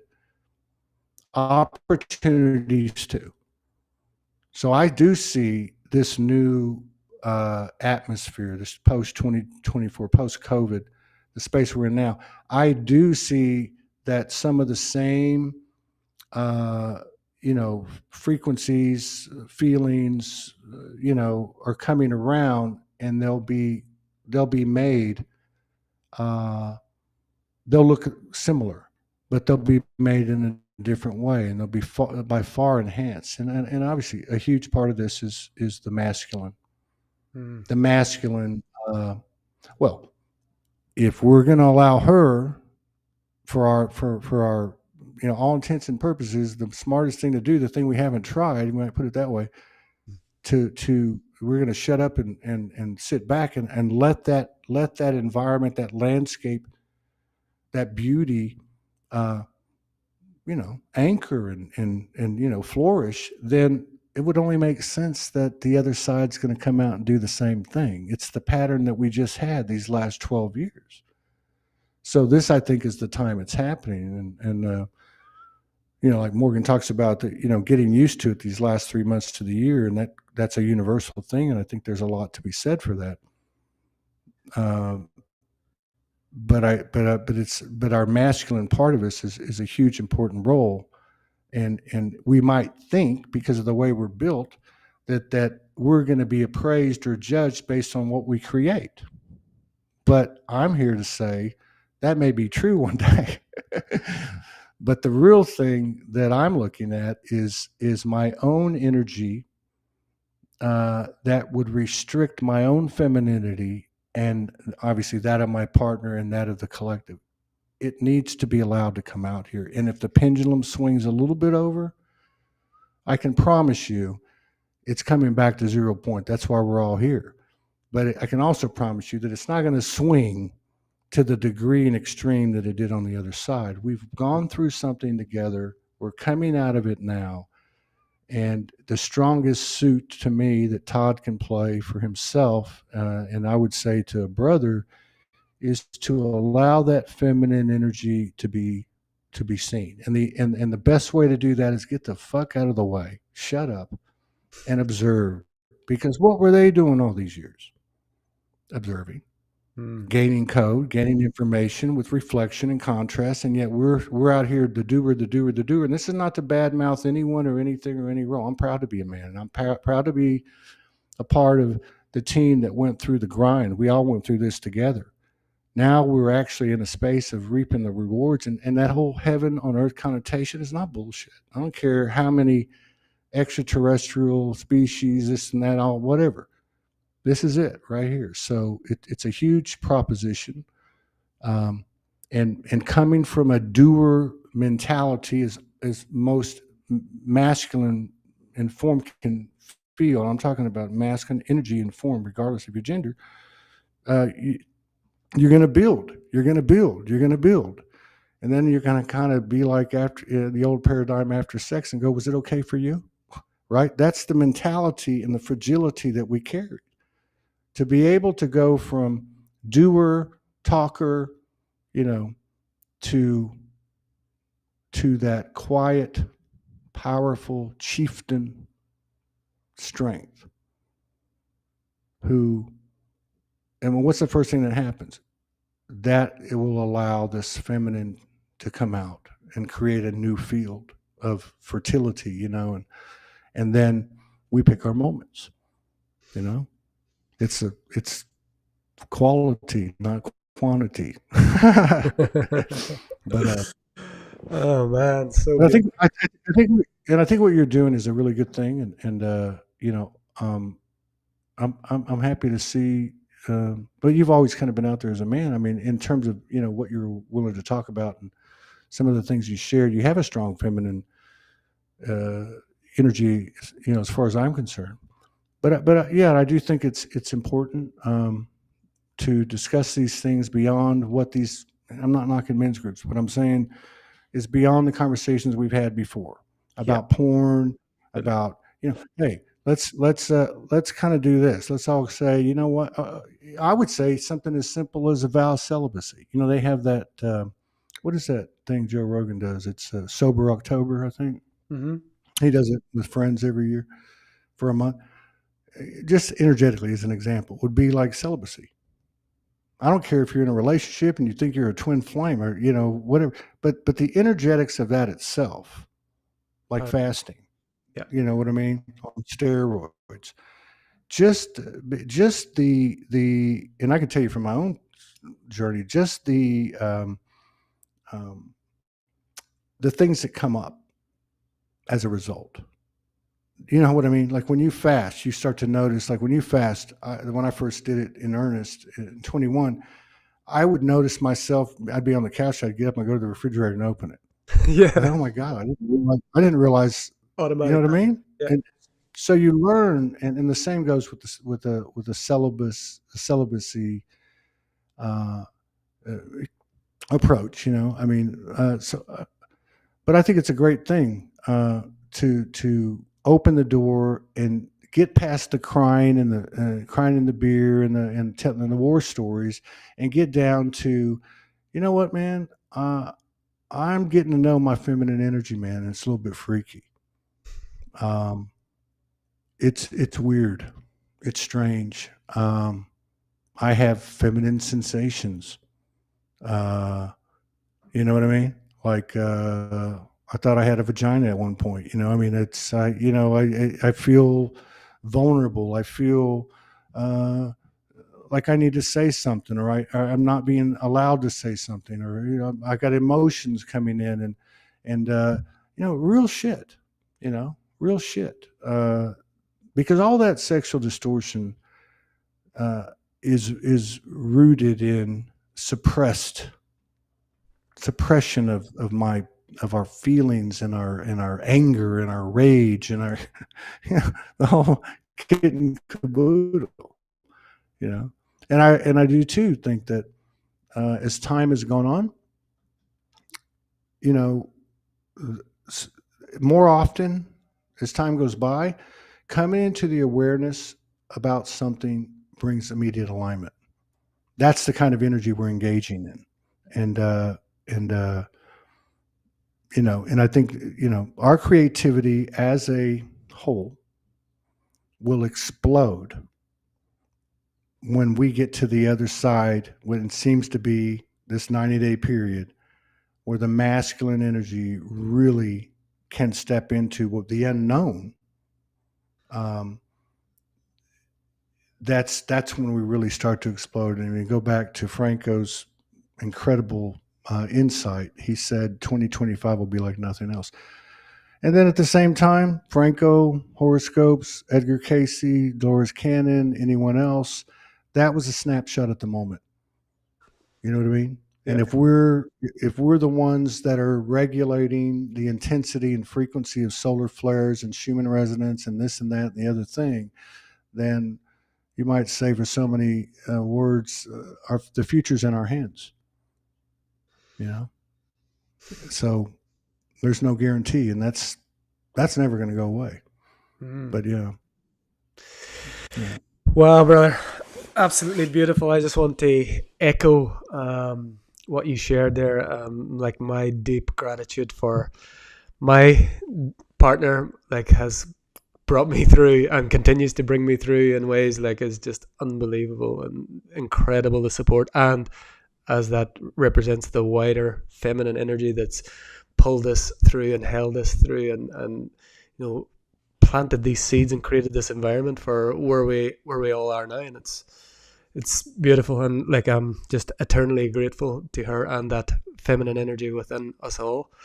And I just want to touch back on that one thing that I exposed, just to share, because in case there's someone else that has this experience, what I found with this last kick up the assets was that it was fear. For me, it was about fear. Those things that you mentioned, like the competition and the revenge and coming out after, was all based in this being afraid. I was afraid. I was afraid and right, fearing for the safety of my wife and my son. This is like the continuous pattern, and that instantaneous need to defend when you feel in fear. So like it right, really became clear to me this time. Like I thought, fear's nothing, death's nothing, whatever. No, years I've had years of this, and then I just seen this pattern. Like you're still afraid. You're afraid to be you're afraid to be a man. You're afraid to be a being on this earth. You're afraid, and it was a big kick up the assets this time, and that's why I wanted to really expose it and bring transparency to it here. So part of the reason, and I think that the coding um, is everything's coming through differently. It doesn't work the way it used to. So as we're sitting here talking about this, I'm thinking about uh, the last couple of days. And Morgan and I are involved in a couple of organic natural triads with other people on the earth, right? Uh, and I'll tell you straight up, one of them is hung. And so it was either last night or the night before. We were having our own experiences and everything. And Morgan starts to verbalize it through, these conversations that we have. And she's talking about the end of self sabotage and sabotaging, right? And we've heard this before, right? At the same time, Hung's getting it through a very lucid dream, right? And we put the pieces together, and here you are talking about this incident that is, recurring, right? Where does it come from? What was it? I totally relate to what you're saying because I mean I have no fear walking around Mexico, but I got my wife with me, and it becomes a whole different thing. And I've had the same depression. No, I've thought to myself, why am I afraid? And yeah, I had to work on it. But what I was getting at is I feel that Morgan's come up with two words so far this month. Usually she'll come up with this is the theme, this is the theme. One is this self sabotage thing. The other is freedom. Okay, uh, and so I think there's a strong possibility that the reason this came up as a primary point in this conversation is because it's reflective of what's up in the collective, and it's not so much about what it is, the fear it is, or this or that. It's actually more about what do we do with it. Mm. And the first thing that, and again, back to the theme, the man, the masculine, so on. The first, that's where it starts.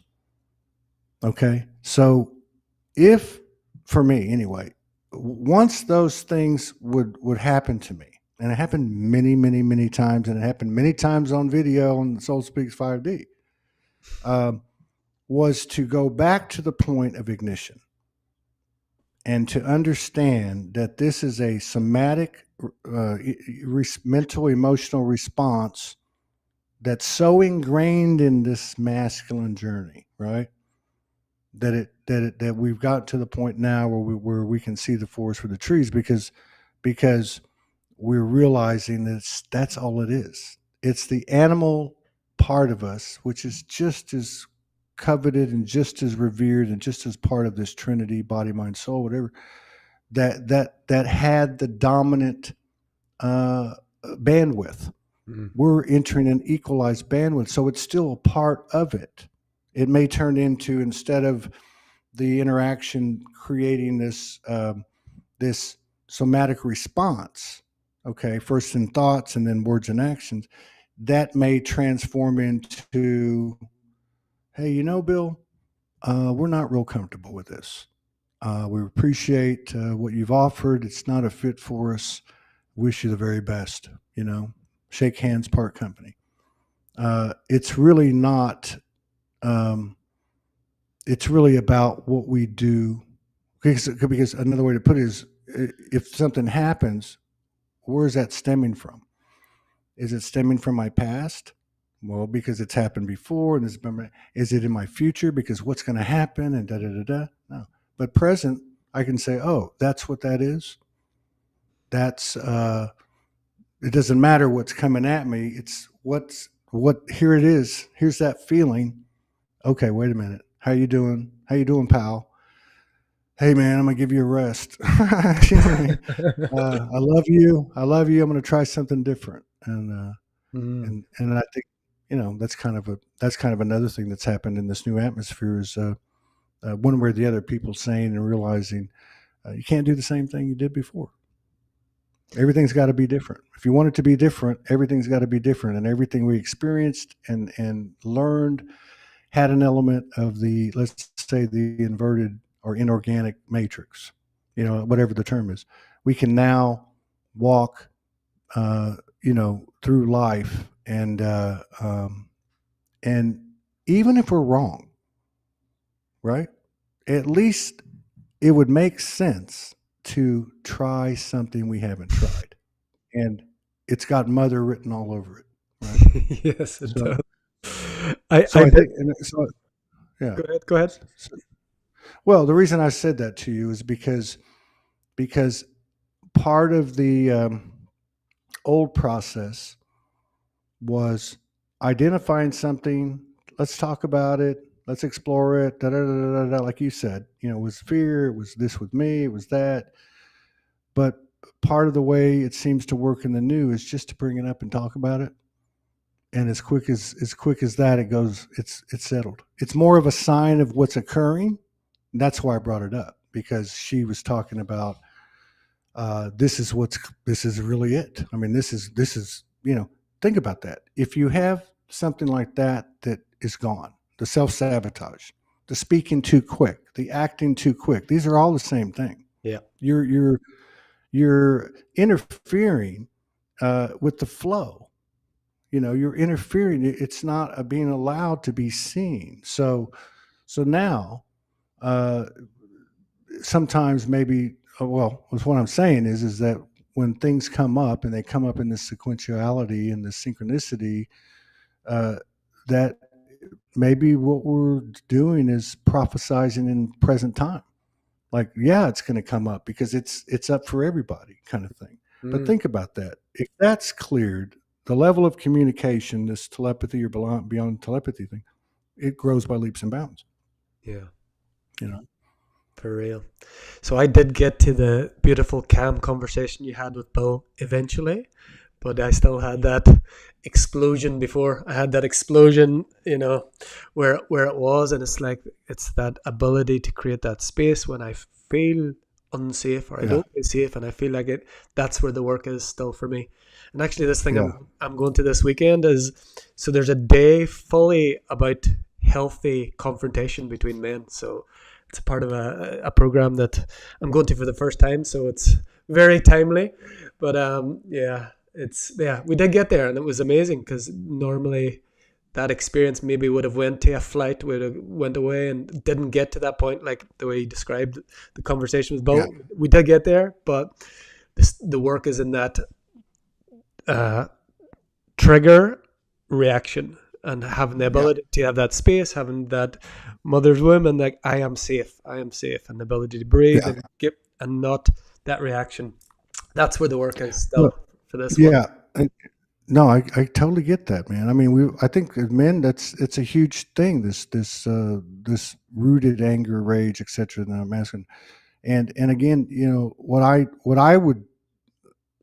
I see or what I would gravitate to, I think, because I was a big proponent for, I told Morgan for years, I want to be part of the men. I want to wake, men up and do whatever I can. And we did it. We did together. We did it. You and I. We others collaborations, but it was a different atmosphere. So I guess what I'm saying is that I'd like to. I would not be surprised, and I'm sure we'll see it. Is I do think it's important, just as the women have this language. Yeah, They speak to each other and they have this incredible language. I mean, it's fascinating, yeah, right?